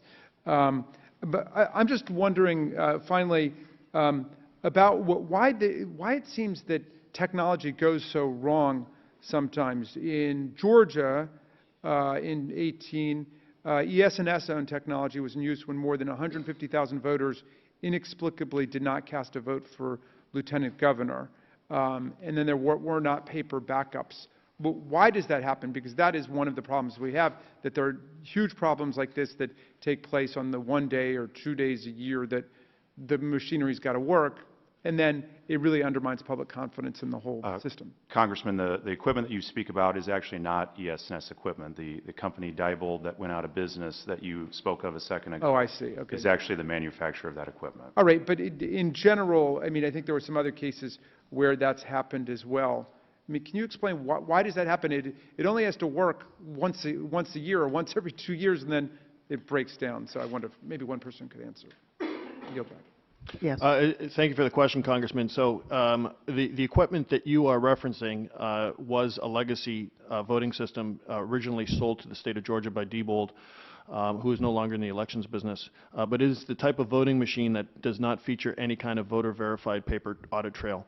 So in the event of something happening in an election, and it's not the only instance, by the way, where something plausible, something possible but not plausible happens, it's difficult to have an audit for that if there's not any kind of paper record. The gentleman's time has expired. I turn now to the gentleman from North Carolina, Mr. Walker. Thank you, Madam Chair. Just a quick preface on my colleague, Mr. Davis, talking about H.R. 1. Quick question along those lines. I'm assuming if you were fined by the federal government, those would be corporate dollars that you would pay those fines. Makes me think of the great philosopher Yogi Berra, who said they give you cash, which is just as good as money, but we'll leave that for a different day. My question is, we're federal elected officials. You guys are the expert in this industry, and I applaud you for the in-depth testimonies that you've given today. Obviously, this is not just talking points. You know the stuff here, but as I look into the future, and I want all three of you to kind of touch base on this, where do you see the technology of election systems headed 5, 10, 15, 20 years down the road? Because obviously, as the ranking member on another committee, when it comes to intelligence and specifically even terroristic cybersecurity acts. So as technology advances, where do you guys see the adaptations that need to be made over that distance time? I'm going to start with Ms. Mathis and then work ourselves right to left today. So. Sure. I mean, unlike other industries and other technology industries, the direction seems to be more back to paper. That wasn't the case a few years ago, and now the election industry actually has moved that way to more paper, which is interesting from a technology perspective. I feel like that will continue to evolve as preferences of local election officials evolve and as security continues to evolve. So I think that the answer is it will evolve. Okay, all right, Ms. Poulos. If anything. I look at it in three ways: in technology, people, and process. On the first, on technology, I see evolved standards on security and how the technology comes to be in terms of manufacturing and supply chain. In terms of people and process, I think that I would like to see, I should say, further programs and continued work at the federal and state level in terms of better eliminating barriers that jurisdictions have in modernizing their election infrastructure and things like poll worker training. Okay. Mr. Burt. I agree with Mr. Poulos' comments on security, and it highlights the fact that the burden on election administrators across the country from a technical capability perspective grows even greater. So I think the challenge for election administrators to be able to staff their respective offices with people who are competent in these fields will be an ever greater challenge going forward. Thank you very much. I yield the balance of my time to the ranking member. Thank you. And I want to get back to the supply chain issue real quick, because it concerns me. Have any of you had conversations with your U.S. suppliers of electronic products that go into your machines, just like our TVs, our phones, and what have you? Have you talked to those suppliers you work with that may outsource some of their manufacturing to foreign countries?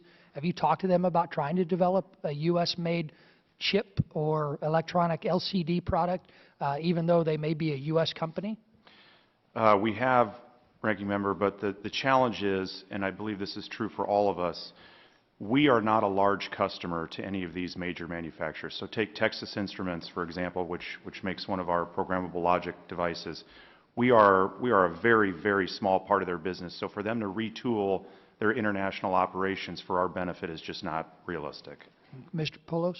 That's 100% correct. And the infrastructure needed is the change of infrastructure to be able to create all of the fabs and necessary manufacturing for 100% components being manufactured in the United States is not a small effort. Ms. Mathis? Right. It'll take a whole sea change in the way that the global supply chain works in the technology industry, I think, for us to be able to take advantage of that. Okay. Now, I asked if you were all corporations. Will you tell me yes or no? Are you, any of you, run by private holding companies, private equity companies? We are run by our executive management team, but we have 80% ownership by a local private investment group. How about you? Similarly, we are run by our management team, and we are owned, I believe, 76% by a U.S. private equity firm. All right, Ms. Mathis? Similar structure with us. Okay. I mean, you see why that's concerning to us on both sides on election security. That's something that I think, obviously, those are going to be questions raised by both Republicans and Democrats in the future. Look, I appreciate you all being here. I appreciate you taking the time. We have the exact same interest on all sides here in Washington. We want to protect our elections. We want to make sure your machines are unhackable. And let's continue to work together to make that happen. I yield back. Gentleman yields back. The gentlelady from California, Ms. Davis, is recognized for 5 minutes. Thank you, Madam Chair, and thank you to all of you for being here. I'm sorry I had to walk out during the panel for another hearing, but I think many of the questions have been asked. But I wanted to focus for a moment just on voter education and the responsibility, if any, actually, you all have, through the companies, and also if you want to comment, Ms. Mathis, what is that responsibility? Do you work with election officials?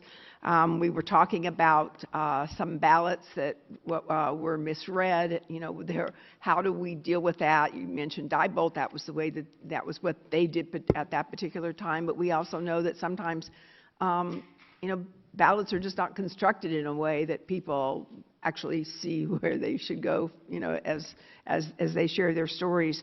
So how, you know, what are we doing really to make sure that people are registered correctly, that they can check their votes, make sure that they, you know, voted the way that they want to? Often people are pressured by long lines.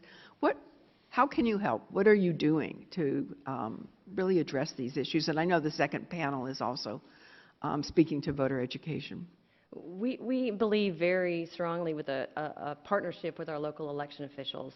And so that extends to voter outreach, voter training, poll worker training. We work with our local election officials to ensure that they have best practices, that we provide them materials, you know, handouts. We also, we have webinars where we'll train the local election officials to provide additional media. Can you think of an instance when you've actually picked up a problem and they've corrected it? If they what? That you've picked up a problem, pointed out something to them that could be an issue and that they've changed. We have the benefit of best practices. We have, you know, customers all over the nation, so we'll provide to them, you know, hey, here's what we've seen in other jurisdictions that's worked really well. And so this is an ongoing partnership, and you know, our customers, our local election officials rate us very highly in just an ongoing, you know, lifelong partnership with them. So we absolutely are part of that solution. Mm-hmm. Thank you, Mr. Congressman, what we hear from our customers and what they value is the shared perspective of best practices from our experience around the country, with experience that they at that local jurisdiction may not have seen, particularly as it pertains to the deployment of new equipment. Voter outreach and poll worker training is exceedingly important. We've been asked questions about, can we build an unhackable voting system, and really you can have a very secure, reliable, accurate system that's transparent. But again, you have to understand that the people and process is layered on top of that and pose additional risks. This is something that voting officials have known for decades. It's why we have poll watchers. It's why warehouses are bipartisan and boards of elections are bipartisan. The poll worker training and the train the trainer is something that is exceedingly important in the ongoing vigilance of the migrating threats that we see. Mm-hmm. Congresswoman, you mentioned the importance of voter education. We agree. For some, unfortunately, interacting with a piece of technology such as a touchscreen or even a voting machine can be somewhat intimidating, and we don't ever want that to be a reason that someone would choose to not go and vote. So starting with making sure that our customers understand at a very deep level how these machines operate, and then assisting them going out into public. For example, with the City of Philadelphia, we made our machines available in many public squares and invited citizens months in advance of the first election where this equipment would be used, so that people could kind of remove the intimidation factor from interacting with a new piece of equipment and make sure that they are comfortable, so that they would be encouraged to be able to come out and exercise their right to vote. Great. Thank you. I certainly hope we don't hear about some of those horror stories that have occurred from time to time. And it's not all your responsibility, of course, but where you can help, I think, is helpful. In the interest of transparency, could you share just quickly how much of your annual profits, and if you could tell, you know, what are your annual profits, how much of that money comes from sales of new voting machines, and how much of it comes from service contracts for existing machines? Congresswoman, that varies very substantially from year to year. There are years, or there have been years, even recent years, where we've sold very minimal amounts of hardware. And of course, last year, in the recent run-up in preparation for 2020, I believe all three of our companies sold a disproportionate amount of hardware because of the actions that jurisdictions were taking. But there is no, unfortunately, I wish there were, there is no even or normal in terms of the mix between hardware and services in this industry. Mm-hmm. Annual profits? I think my time is up. Congressman, we're a private company, so we will keep that information private. All right. Madam Chair, and you want to, does that really represent kind of where you're at as well in terms of? Correct. All right, thank you. Thank you, Madam Chair. Gentleman from North Carolina is recognized. Thank you, Madam Chair. Madam Chair, the first round went very quickly, and I was unable to ask my final question, and so let me pose it at this time. To all three of you, do your tabulators have wireless modems capacity? Mr. Burt? We do field some tabulators with wireless modem capability, yes. Do you have any concerns about whether or not that poses any security threats? I think there's always a concern. That's something that we've discussed with our technology partners and our government partners. We recently assisted with the state of Rhode Island to test a new service where Verizon has a private network that does not travel on the normal internet highway. It's blocked by firewalls on either side. They involved their National Guard in these tests and determined that these systems were in fact very low risk and that they wanted to continue using them. Does Dominion use wireless modems? Yes, Congressman. So in relation to the precinct level machines, we use them insofar as a state has regulation and requirements to report unofficial results remotely. And the way we do it, so to answer your question in terms of our concern, there are additional risks that are posed when you have remote transmission of results. We work to mitigate them with state and local officials. So all of our modems work on a private network. And Ms. Mathis, you have modems as well? Yes, we do, similar. Okay, I don't want to run out of time this time around. Sorry. Finally, the ranking member raised a few minutes ago our concerns, our bipartisan concerns about private equity. Would you be willing to submit to each one of you, submit it in writing after this hearing, a list of all individuals and entities with at least a 50% or more, 5% or more ownership? Well, they said 80 and 76, so I thought I would raise it to 50. Let's say 5% or more ownership or control interest in your company, including private equity. Congressman, we regularly make that exact disclosure to our customers. But it is 80% in Oh, it's 5%, anything over 5%. We actually answer all questions to our customers. But didn't you say earlier that 80% of your ownership is with a private? Oh, in ours, I think it's 76, yeah. Someone said 80%? Mm-hmm. Yeah. Yes. All right. So you are not in a position to provide a list of those investors? Oh, no, we are. All right. All right. So it's part of the public record currently?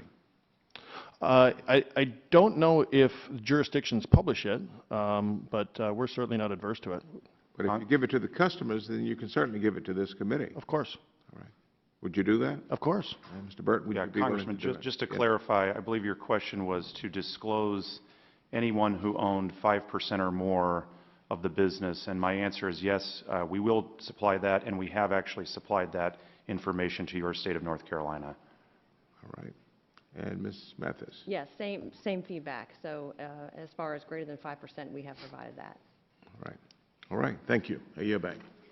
Yes. Gentlelady from Ohio. Thank you. Again, thank you for being here. I really don't have a question for them. I just have a comment, Madam Chair.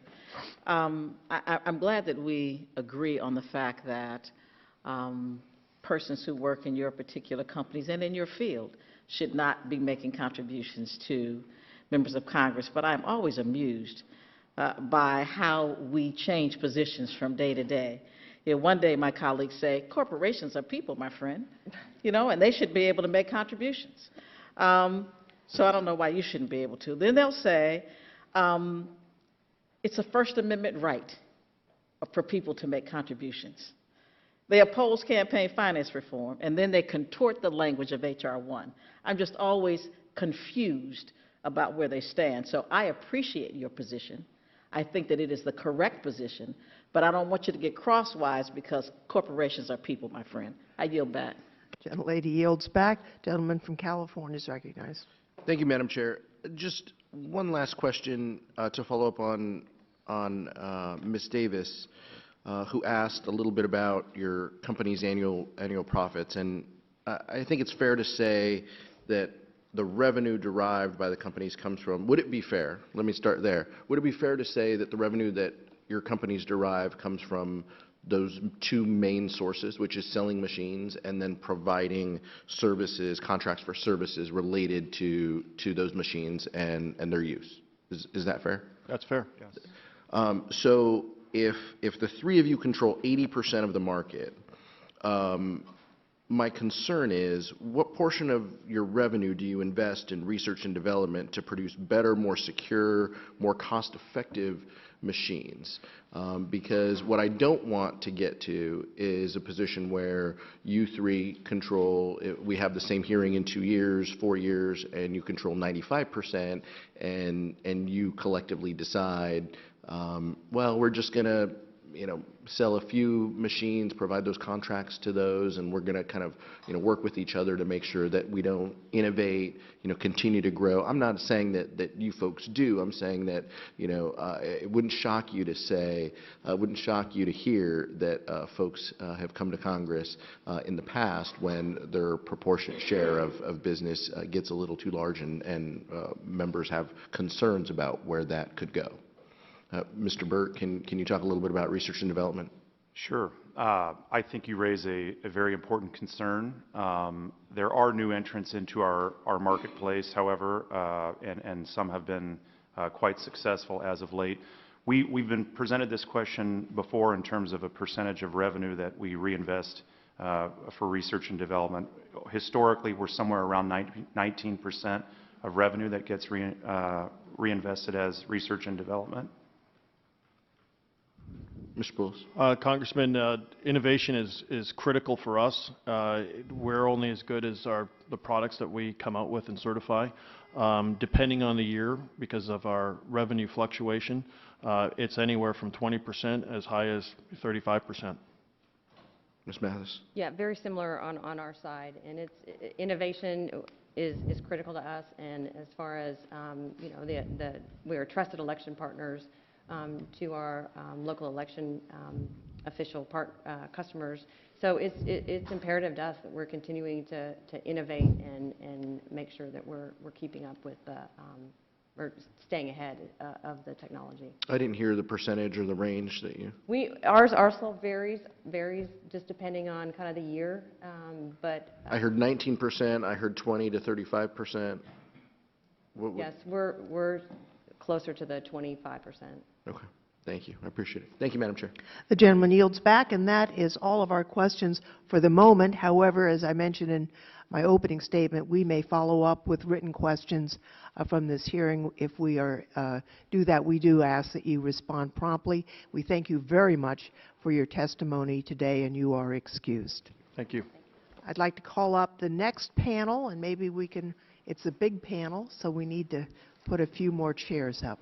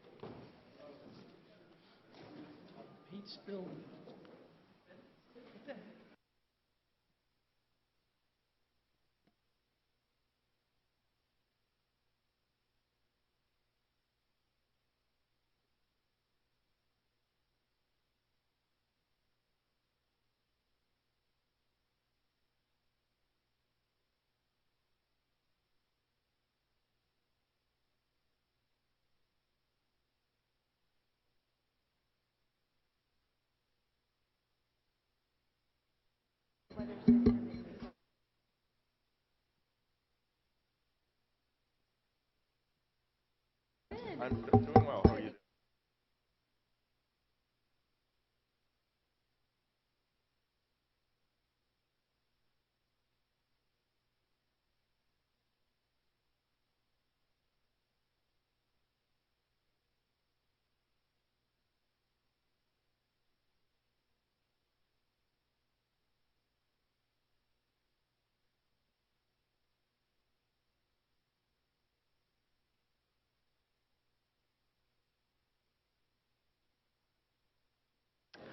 So I'd like to invite the next panel to take their seats. And I will begin introducing this panel. First, if we can ask the panelists to sit. Sorry, it's a little crowded, but we've got some great witnesses. First, I'd like to introduce Liz Howard. She serves as counsel for the Brennan Center's Democracy Program. Her work focuses on cybersecurity and elections. Prior to joining the Brennan Center, Ms. Howard served as Deputy Commissioner for the Virginia Department of Elections. During her tenure, she coordinated many election administration modernization projects, including the decertification of all paperless voting systems. Dr. Matt Blaze is a researcher in the area of secure systems, cryptography, and trust management. He is currently the McDevitt Chair of Computer Science and Law at Georgetown University. He is a co-founder of the DEF CON Voting Village. Dr. Juan E. Gilbert, scoot there.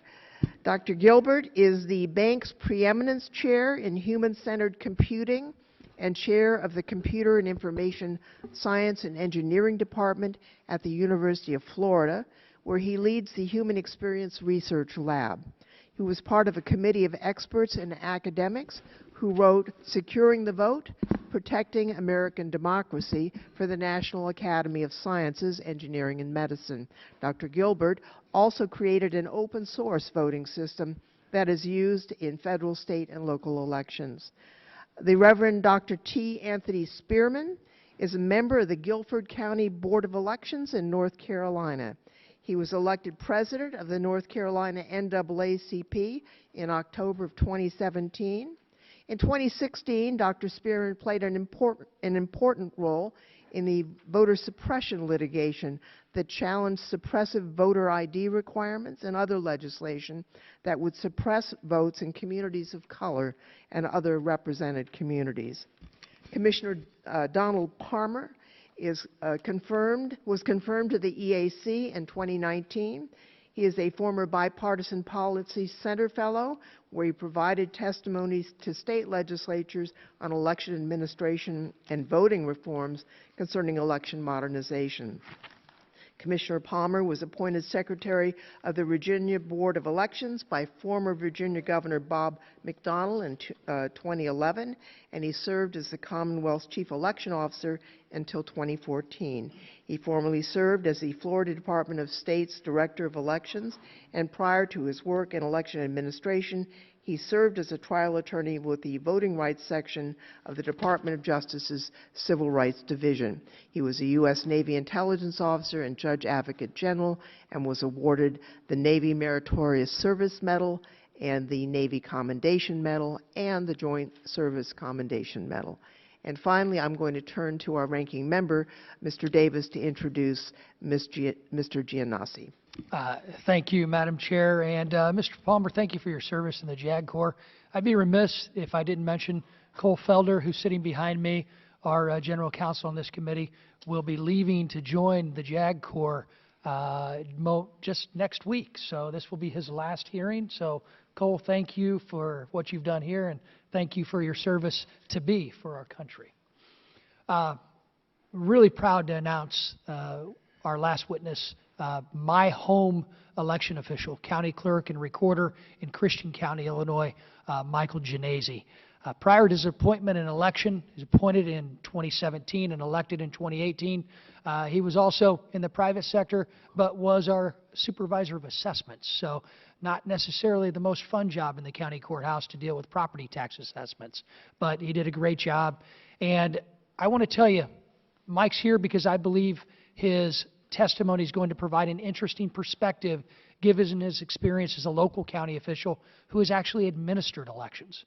I've known Mike almost my entire life, probably from playing youth sports together in the same hometown to graduating high school together and working together as he was a fixture at the courthouse when I was working back in Illinois. Mike and I are good friends, but Mike's a Democrat, I'm a Republican. And I know that a guy like Mike Genesi, the only thing he cares about when it comes to administering elections in my home county where I vote is to get it fair, make sure everybody has access to vote, and to ensure that there's no problems, especially on election night. And I know that's a concern of everyone. But I think Mike's going to give a unique perspective, even coming from a small rural county, about how something that may be a good idea here in Washington, how it may impact their ability to actually run that election as efficiently and as effectively as possible. This is Mike's first trip to D.C., too.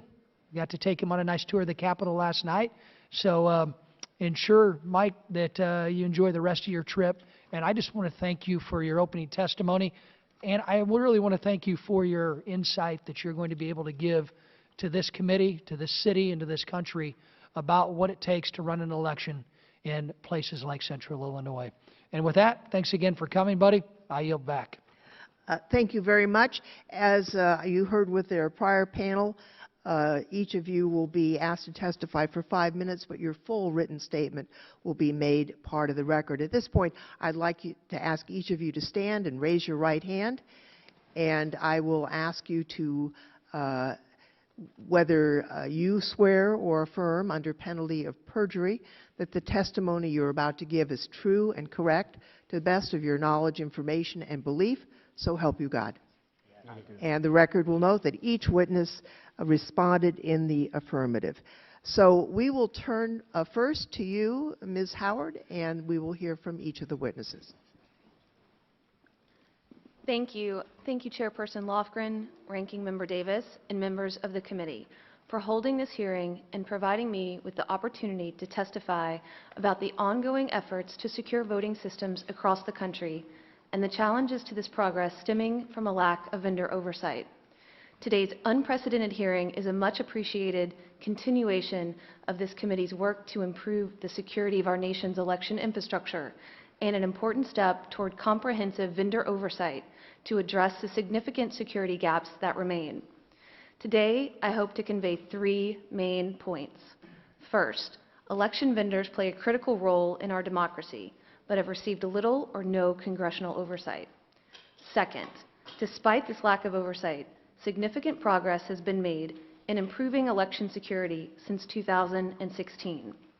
Third, there is still more to do to further strengthen our election systems ahead of the 2020 election and beyond.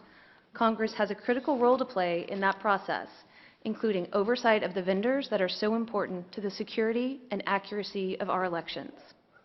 The absence of federal oversight negatively impacts election officials' ability to further strengthen our election infrastructure and is felt most acutely in times of crisis, as I know from my own experience. In 2017, roughly 3 months before a high-profile election, paperless voting machines used across Virginia were publicly hacked at DEF CON, and a password for one of these machines was publicly reported. Even though I was the Deputy Commissioner of Elections, I didn't know if the vendors knew about the vulnerabilities exploited by the hackers, if the vendors had taken any steps to address these vulnerabilities, who owned or controlled the vendors, or if they would promptly and fully respond to any of my questions, as they were not then and are not now subject to comprehensive federal oversight. In no other subsector designated as critical infrastructure are private vendors allowed to serve critical functions without common sense oversight. Election officials, voters, and the public deserve answers to questions about our election system vendors. While the ongoing work of election officials and this committee has resulted in significant election security progress across the country, these efforts are no substitute for comprehensive oversight of the wide variety of election vendors that play a critical role in the administration of our elections, yet are currently subject to little or no federal oversight or regulation. The comprehensive vendor oversight framework we recommend applies not only to voting system vendors, but also to vendors that program and maintain those systems, that count and tally votes, and build, manage, and maintain voter registration databases and electronic poll books that allow election officials to judge who is eligible to vote. I was gratified to hear the CEOs of the 3 leading voting machine vendors embrace these recommendations for comprehensive reform earlier today. We hope that Congress can move quickly to adopt these reforms, but understand that it may take a while to fully implement them. In my written testimony, I outline the steps that we recommend Congress take in the short term, which include oversight of the $425 million recently allocated for election security, paying particular attention to if the money is being spent on building robust resiliency plans to detect and recover from successful breaches to ensure that regardless of whether there is a successful attack, voters will still be able to vote and have their vote counted accurately. In addition, I included steps that Congress should take to protect our election infrastructure after 2020, which include expansion of the EAC's oversight role to include more robust monitoring and disclosure of the security practices and ownership of election system vendors. While the lack of vendor oversight is a significant concern, and this committee and election officials across the country have much work to do before and after the 2020 election, it's important to acknowledge the progress made in strengthening our election infrastructure, including our voting systems, since 2016. For example, almost half of the states using paperless voting machines in 2016 have transitioned to now using paper-based voting systems. Congress has allocated almost a little bit over, actually, $800 million to bolster election security in the states. Awareness of the risks to our election infrastructure have increased dramatically, and election officials across the country are implementing a variety of measures to make our voting systems more resilient and secure. Thank you for your time. I look forward to your questions. Thank you very much. Dr. Blaze, we'd love to hear from you. Thank you, Chairwoman Lochran and Ranking Member Davis, for convening this hearing on the urgently important topic of securing America's elections. I come here today as a computer scientist who spent the better part of the last quarter century studying election system security.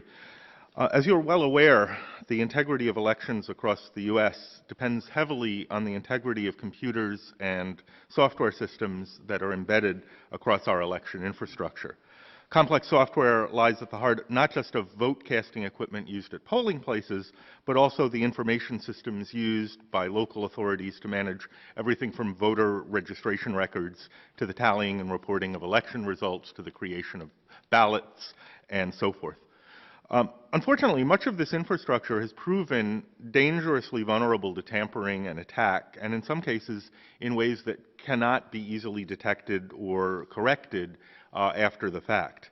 These vulnerabilities can create practical avenues for corrupt candidates or foreign adversaries to do everything from cause large-scale disruption on Election Day to potentially undetectably alter election outcomes in some cases. Now, for the purpose of my testimony, it's helpful to consider voting machines and election management infrastructure separately. So let me begin with the voting equipment itself. To be blunt, it's a widely recognized, really indisputable fact that every piece of computerized voting equipment in use at polling places today can be easily compromised in ways that have the potential to disrupt election operations, compromise firmware and software, potentially alter vote tallies in the absence of other safeguards. This is partly a consequence of historically poor design and implementation by equipment vendors, but it's ultimately a reflection of the nature of complex software. It's simply beyond the state of the art to build software systems that can reliably withstand targeted attack by a determined adversary in this kind of an environment. The vulnerabilities are real, they're serious, and absent a surprising and very fundamental breakthrough in my field, which I would welcome but I don't see coming soon, probably inevitable. Fortunately, this is not all bad news. There is now overwhelming consensus among experts on how we can conduct reliable elections despite the inherent unreliability of the underlying software. This requires two things. The first is that the voting technology retain a reliable paper record that reflects the voter's intended choices. Fortunately, equipment that has this property exists today, and it's in fact the simplest of the voting equipment available. And I refer here to paper ballots that have been preferably marked by hand when possible, that are fed into an optical scan ballot reader when the vote is cast and the original voter ballot is retained. But this isn't sufficient by itself. because the software in the ballot scanners is itself vulnerable to tampering or error. The second requirement is that the election be reliably audited to ensure that the software is reporting the correct outcomes of each race as defined by the ballots that the voter has marked. And there's a statistically rigorous technique called risk-limiting audits that you've heard about that can accomplish this effectively and quickly. But this has to be routinely performed after every election in order to provide meaningful assurance. Unfortunately, only a handful of states currently conduct these audits, and it's urgent that both of these safeguards, paper ballots and risk-limiting audits, recognized by experts universally as essential for election integrity, be adopted quickly and widely throughout the nation. The second technology is the election management infrastructure in use by jurisdiction. We give most of the attention to vulnerabilities in voting machines, but that's not the whole story.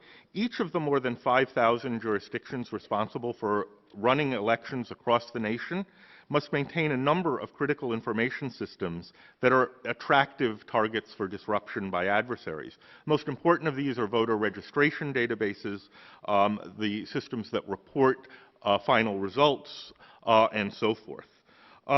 Unfortunately, there are even fewer standards for how to secure these systems. The administration of these systems varies widely, and the threats against these systems are often even more acute than the threats against individual voting systems. Just as we don't expect the local sheriff to single-handedly defend against military ground invasions, we shouldn't expect county election IT managers to defend against cyber attacks by foreign intelligence services, but that's precisely what we've been asking them to do. Thank you again for your attention to these important issues. This is a vitally important topic, and I'm grateful that you've invited me to testify. Thank you very much, Dr. Blaze. Dr. Gilbert. Chairperson Lofgren, Ranking Member Davis, members of the committee, I am honored to share with you my expertise in voting system security, accessibility, and usability.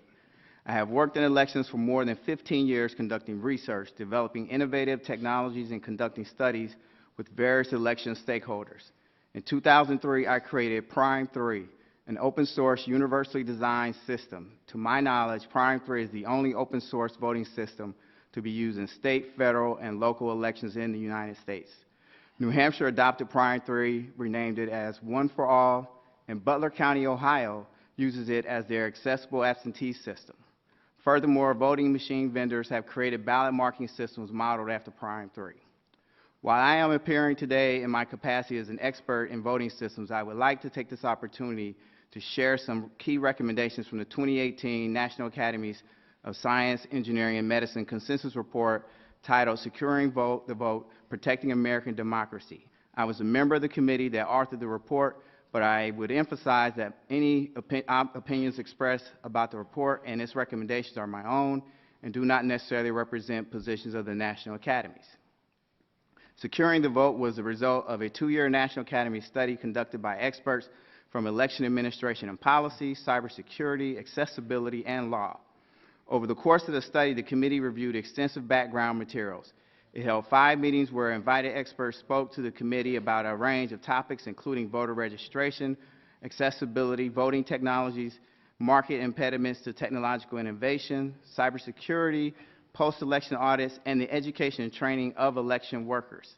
The committee did not have access to classified information, but instead relied on information in the public domain, including state and federal government reports, published academic literature, testimony from congressional hearings, and presentations to committee. Issues related to voting, such as voter identification laws, foreign and domestic disinformation, and other similar topics, were outside the charge of the committee and therefore are not included in the report. The Academy's report recommended that elections be conducted using human-readable paper ballots. It said that these ballots may be marked by hand or by machine using a ballot marking device, and that they may be counted by hand or by machine using an optical scanner. The report further recommended that recounts and audits should be conducted by human inspection of human-readable portion of the paper ballots, and that voting machines that do not provide the capacity for independent auditing, for example, machines that do not produce voter verifiable paper audit trails, should be removed from service as soon as possible. Currently, there's no known way to secure a digital ballot.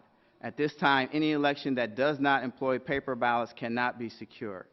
Therefore, the report recommended that internet voting, and specifically the electronic return of marked ballots, should not be used at this time. The Academy's report also recommended that vendors and election officials should be required to report any detected efforts to probe, tamper with, or interfere with election systems, including voter registration systems. Each state should require a comprehensive system of post-election audits of processes and outcomes. A detailed set of cybersecurity best practices for state and local election officials should be continuously developed and maintained. Congress should provide funding to help state and local governments modernize their election systems and improve cybersecurity capabilities. Congress should authorize and provide funding for a major research initiative on voting.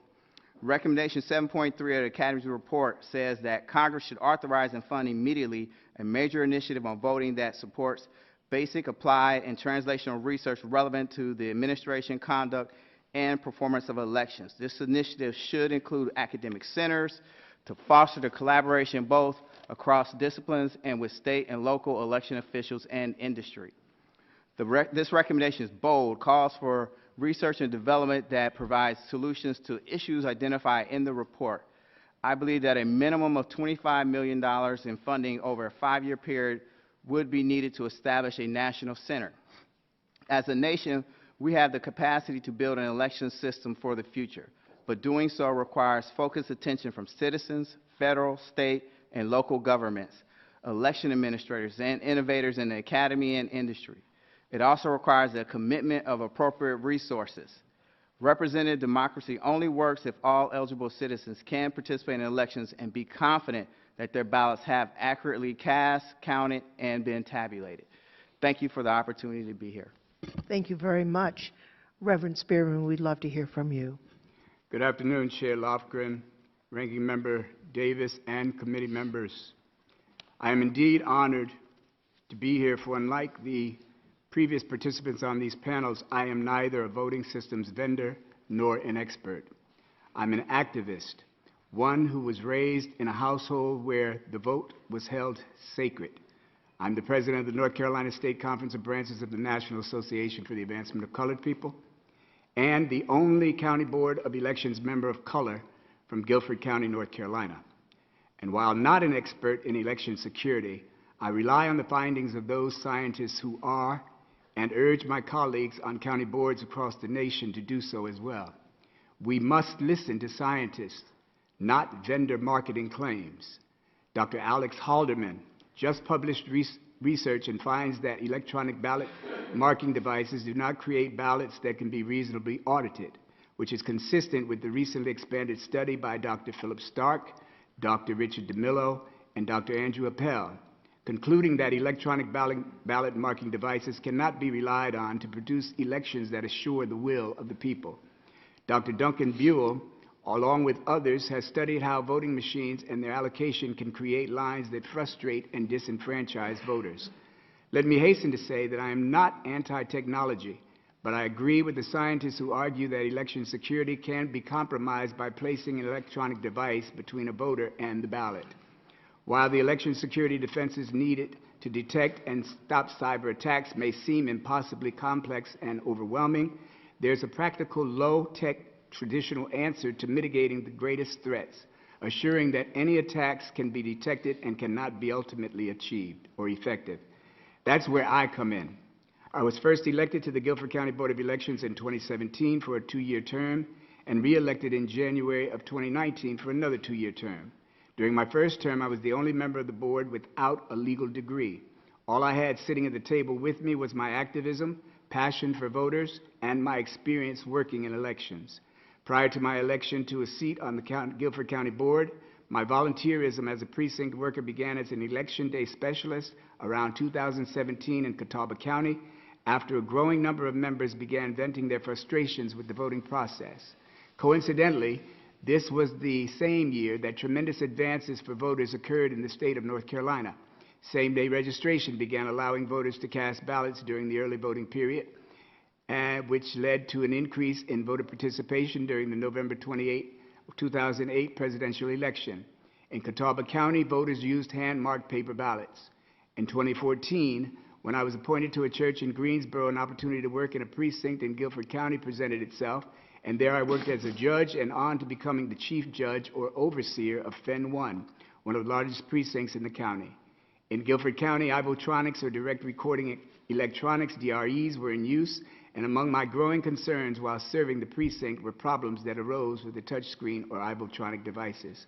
I was the overseer, chief overseer of the 6th highest voter precinct in Guilford County with 3,800 voters. As one of my friends has convinced me that the first line of defense is the local county bipartisan election board, like the one I sit on in Guilford County, North Carolina. Across the nation, they are authorities for selecting voting systems and reviewing the ballot tabulations before they certify the election results. If voters, campaigns, political parties, and candidates insist that these boards, 1, select only hand-marked paper ballots as standard equipment, 2, maintain ballot chain of custody, 3, distribute an accurate paper backup poll book to the polls, and 4, conduct vigorous reviews of the election returns and tabulations before certifying, cyber attacks cannot be successful. They can't be prevented, but the jurisdiction can recover from them and verify the will of the people. I'm talking first line of defense. As a first-time witness of the process for voting machine certification, I must admit I was highly disturbed that the demonstration was conducted in what I viewed as an inconvenient place, off the beaten path for most voters. As I drove to the site, I became overwhelmed with how unuser-friendly this location was for minorities, and as I recall, I was the only person of color in attendance.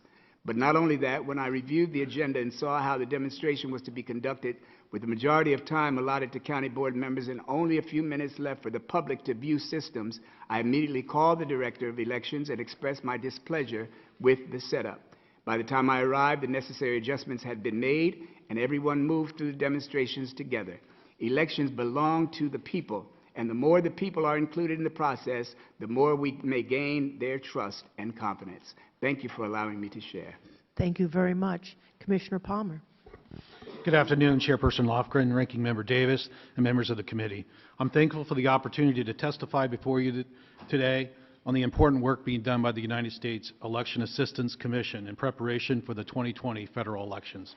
As prescribed by the Commission's enabling legislation, the Help America Vote Act of 2002, HAVA, the EAC is focused on state and local election officials across the United States in providing secure, accessible, and accurate elections. Under that act, the EAC works to implement election reforms, assist states in certifying voting systems, advance voting accessibility, disperse HAVA funds, and serve as a clearinghouse of election information and best practices in the laboratory of states. In pursuit of this mission, we collaborate closely with state and local election officials, federal partners, and others in the election community. I am grateful that the expert and vendor witnesses testifying before you today have shared their insight on the important topics of election security. I would like to begin by thanking Congress for your recent efforts to increase funding in this area. The addition of $425 million in HAVA grant funds with a 20% state match will go a long way toward enhancing election technology and improving security in state and local elections. Simultaneously, the 40% increase in EAC budget will allow us to bolster existing programs and enhance resources. I should note that EAC's distribution of $380 million in 2018 HAVA funds to the states in the lead up to the midterm elections was and continues to be critically important to helping officials secure the elections infrastructure. I would like to highlight an important update to our testing and certification program. The testing and certification program manual allowed for minor de minimis changes, software changes, without the overhead of a full-blown voting system certification campaign.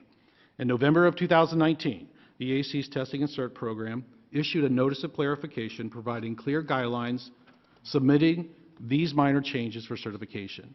The EAC expects that this process will be used by vendors to rapidly update the security of their systems with the latest software patches and operating system updates.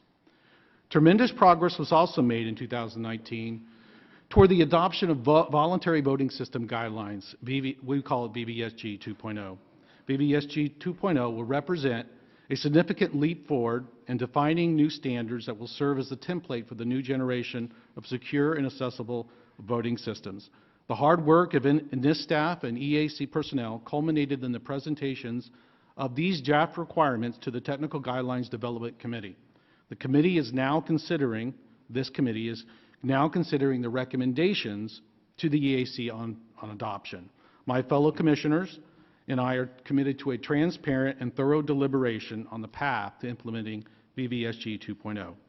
The EAC Standards Board and the Board of Advisors will meet in April of 2020 to consider these new requirements, and after their key input, it is my hope that VVSG 2.0 will be finalized and voted on in the upcoming months. As the nation focuses on the 2020 election this year, so does the EAC. On January 14th, we are bringing together election officials and experts in election security and accessibility to kick off our 2020 Focus campaign at the National Press Club.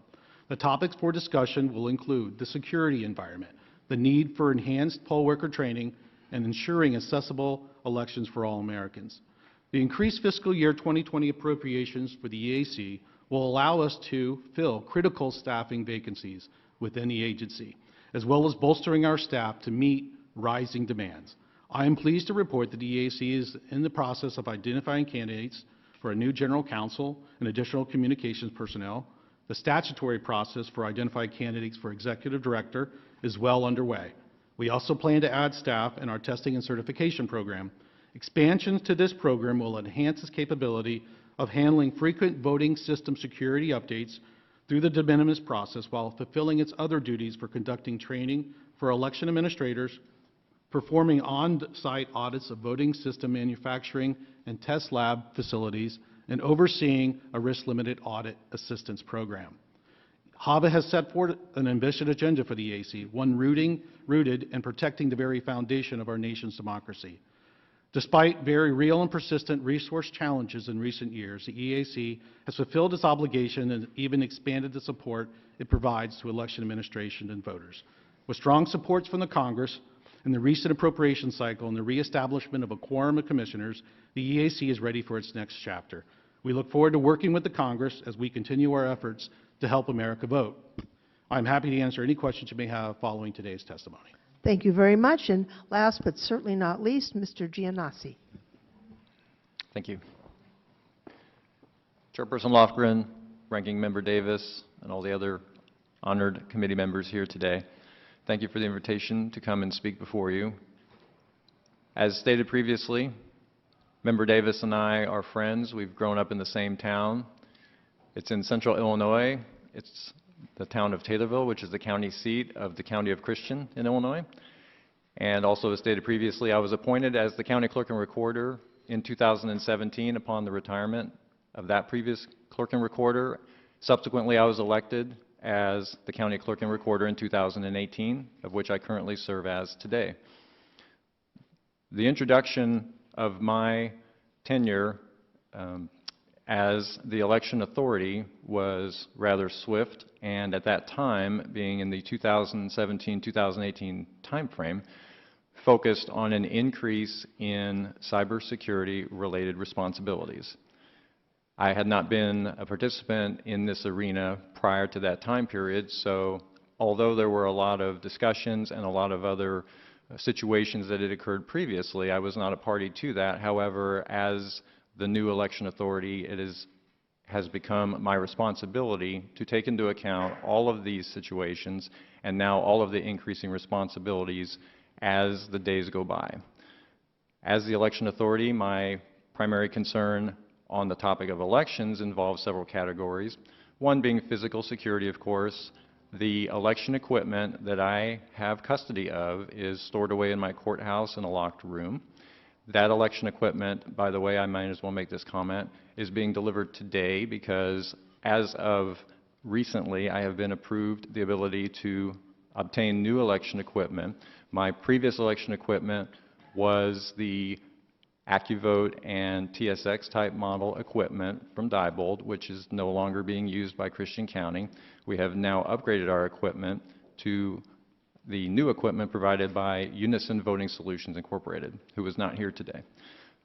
But in regards to meeting with my election vendor, who I have trusted for many, many years and previous clerks have trusted for many years. The choice of this election equipment was the correct choice and a sound choice. The election equipment that I have chosen is their equipment that provides a paper trail as required by the state of Illinois for all votes cast, whether it be cast manually through the paper ballot or using the touchscreen device, which produces a paper ballot in human readable form at the end of the process, for which the person then has the opportunity to review that, and then they will themselves place that ballot into the ballot box for tabulation. Some of the other logistics that I have to also worry about include staffing of election judges. It is very difficult to always staff my election judges adequately, but we do the best we can. Christian County, not being a large jurisdiction, has 30 precincts, and of those 30 precincts, we have 23 physical polling locations.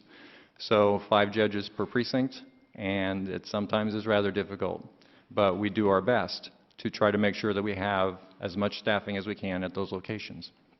The election equipment, as far as custody, it stays in that locked room. It's only accessed by myself or my staff whenever we need to do any upgrades as far as programming, which is involving, of course, our election vendor, because I do have that service as well. And then we release that equipment to the election judges prior to the election so that they can take it out, get it to the precincts, and then they will bring it back at the end of the election cycle. The cybersecurity related responsibilities, as I described before, have become increasingly noticeable. I am a member of the MS-ISAC, the EE.UU, and the HSIN. I receive notices on a daily basis, multiple times a day, through emails from all of these different organizations notifying me of vulnerabilities, primarily to software packages, but occasionally to other situations that would just allow for us to be on a heightened awareness of other attacks possibly directed to our firewall. The situation as far as funding, of course, as a local election authority, we do receive funding through the HAVA grants, which is funneled from the federal money through the state down to us, and I can talk about that in more detail later if you would like. And that is all I have on my statement today. Thank you for your invitation. Thank you, and thanks to all of you for your testimony as well as your written statement. We now have time for members to ask a few questions. I'll first turn to the ranking member, Mr. Davis, for his 5 minutes of questions. Thank you, Madam Chair, and thanks to all the witnesses. Very compelling testimony. Mr. Genesi, I'll start with you since you came out here at my request. Can you tell us, I understand you recently purchased some new machines for Christian County. Correct. What decisions led you to purchase those specific machines? The original machines that Christian County had been using were purchased in 2004, and those machines, like I said before, the AccuVotes and such, TSX, were purchased using HAVA funds that were available at that time. Those machines, although doing well up through and including the most recent elections, have seen better days. They have outdated hardware that is no longer able to physically provide a dark print on the ballot tape. They were outdated. You needed to get some Yes. new ones. Did you use HAVA funds to get these new machines? I did not have any HAVA funds available to get these new machines. I was able to work through the county board, who had general obligation bond money available for this project. How much they cost you? I have signed what is a 6-year lease on these machines. I chose not to purchase, and that 6-year lease approximately $322,000. And knowing the size of our county, that's a pretty big impact to the county budget. As of Tuesday, I have 21,212 registered voters in my entire county. Okay, great. When you made the decision to purchase those machines, you didn't call anybody at the federal government and ask permission, right? I did not. Okay. You mentioned in your testimony, too, about the Illinois Cyber Navigator program. It's a program I've talked about in this hearing room many times. I think it's a great partnership between the U.S. Department of Homeland Security and the state of Illinois, and in turn, all local election officials like yourself. How's this program been beneficial to your role as an election administrator in Christian County?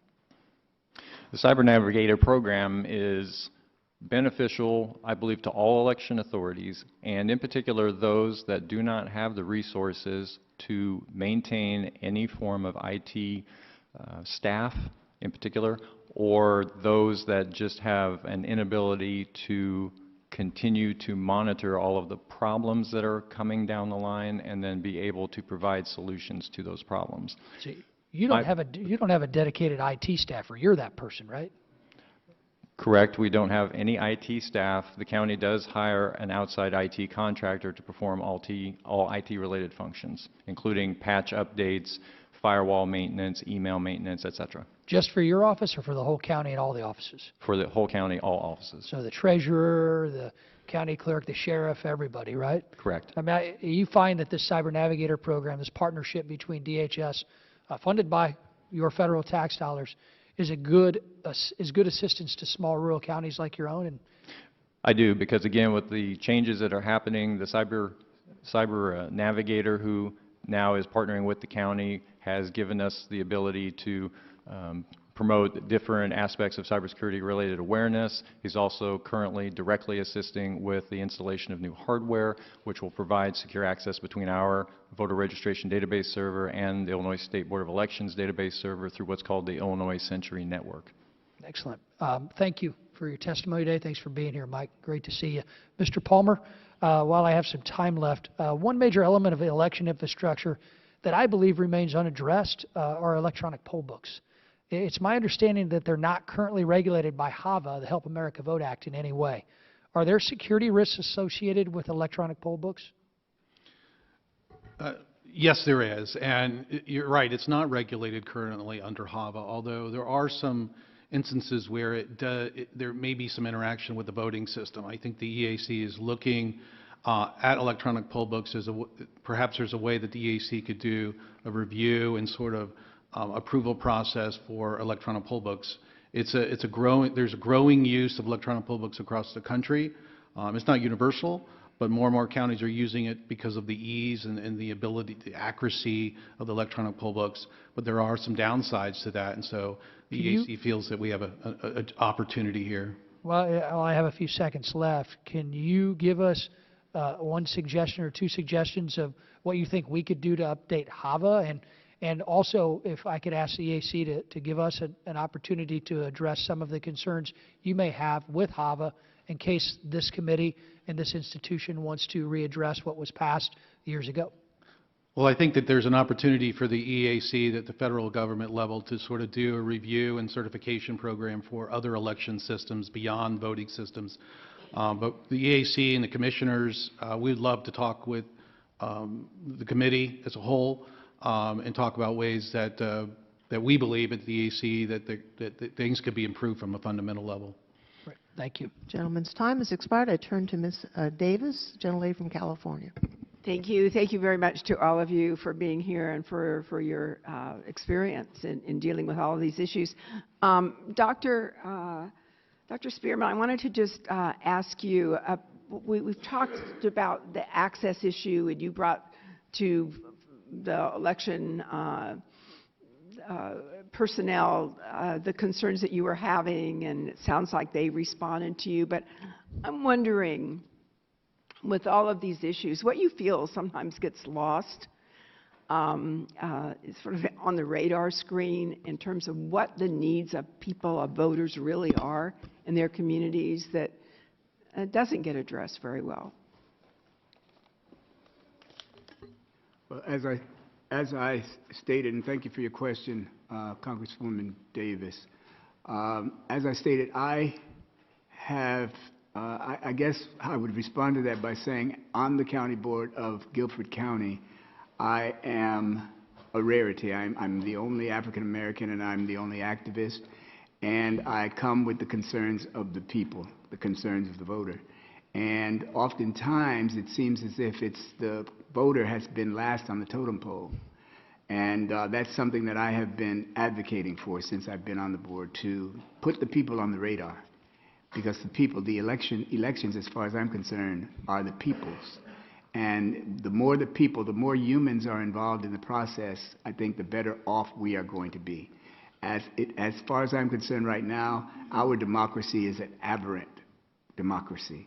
And in order to make that democracy and save our democracy, I think the people need to rise up and be. Is there a specific change that you think could or should be made in terms of the easier access or, again, more voting days? I don't know, vote by mail, if that's an issue in your area. Well, we've been fighting for that in North Carolina since 2013, since after Shelby versus Holder. And we're going to continue to fight. We just recently won another lawsuit with regard to winning a preliminary injunction for photo voter ID, which has already been a lawsuit that we won previously, but it seems that the General Assembly continues to come back, disguise it in different ways, and tries to get it through again. So as it relates to access, one of the things that I believe will be helpful, especially to persons like myself, county board members, is more education, more training for the county board members, and just let the county board members know what it is that they are being elected to do. Thank you. Dr. Blaze, and I think maybe, I think it was also mentioned what should be done at this time to try and help with these processes. And yet, we know that in many cases that's not going to happen before this next election in 2020. So what is it that you think we really need to be focused on, very particularly in terms of hacking of any elections, intervention? What is it that you're most worried about? Well, I think, the things that I'm most worried about are a repeat of some of the types of attacks that we saw in 2016 against larger election infrastructure, not just voting machines themselves, but the back-end systems that manage voter registration records and so on. We've been very fortunate that even in 2016, the attacks against our systems had a relatively light touch. A determined adversary who wanted to disrupt our elections would have a frighteningly easy task if they wanted to do so. And I worry that the over 5,000 election jurisdictions who maintain these systems throughout the country are not uniformly ready to respond to a sophisticated adversary like that. So to the extent we can support them, that is an urgent priority. And you mentioned that many counties don't audit. And is that because they feel that they don't have the resources to do that, they don't have additional funding, or is it just an attitude as well? Well, no, I think everybody is trying to do their best, but risk-limiting audits have not yet penetrated throughout most of the country. There are only a handful of states right now that do them. More states are starting to explore them. To the extent that we can encourage wider adoption of these, that will improve things significantly. Thank you. My time is up. Thank you. I just have a few follow-up questions. First, I want to thank all of the witnesses, but also Dr. Gilbert. The National Academy report was enormously helpful to us, and I want to thank you for that. It really is the guts of what we ended up putting in our SAFE Act that's now pending in the Senate. It's tremendous appreciation for you and the other scientists who worked on it. I want to talk about the ballot marking devices. I don't love these systems. On the other hand, we need to have a capacity to allow the disability community to exercise their franchise freely, and that's an important element of providing for that.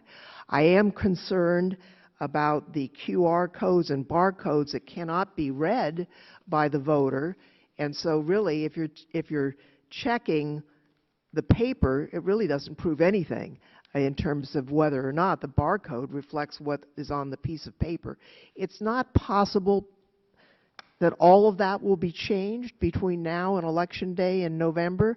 What are your suggestions as computer scientists, Dr. Blaze and Dr. Gilbert? What could be done in the interim about that problem? So should I? Oh, okay. The ballot marking devices were originally conceived as purely as an assistive technology for voters who couldn't mark their own ballots for various reasons, and were never originally conceived as the primary method for people to voting. It took us a bit by surprise that systems that use ballot marking devices as the primary method of voting were being deployed and purchased by Correct. throughout the country. If So there's been an explosion of research over the last year in whether voters can reliably verify them. What we found, most recently, a study by Alex Halderman's group in Michigan, is that voters don't appear to be able to reliably confirm that their marks match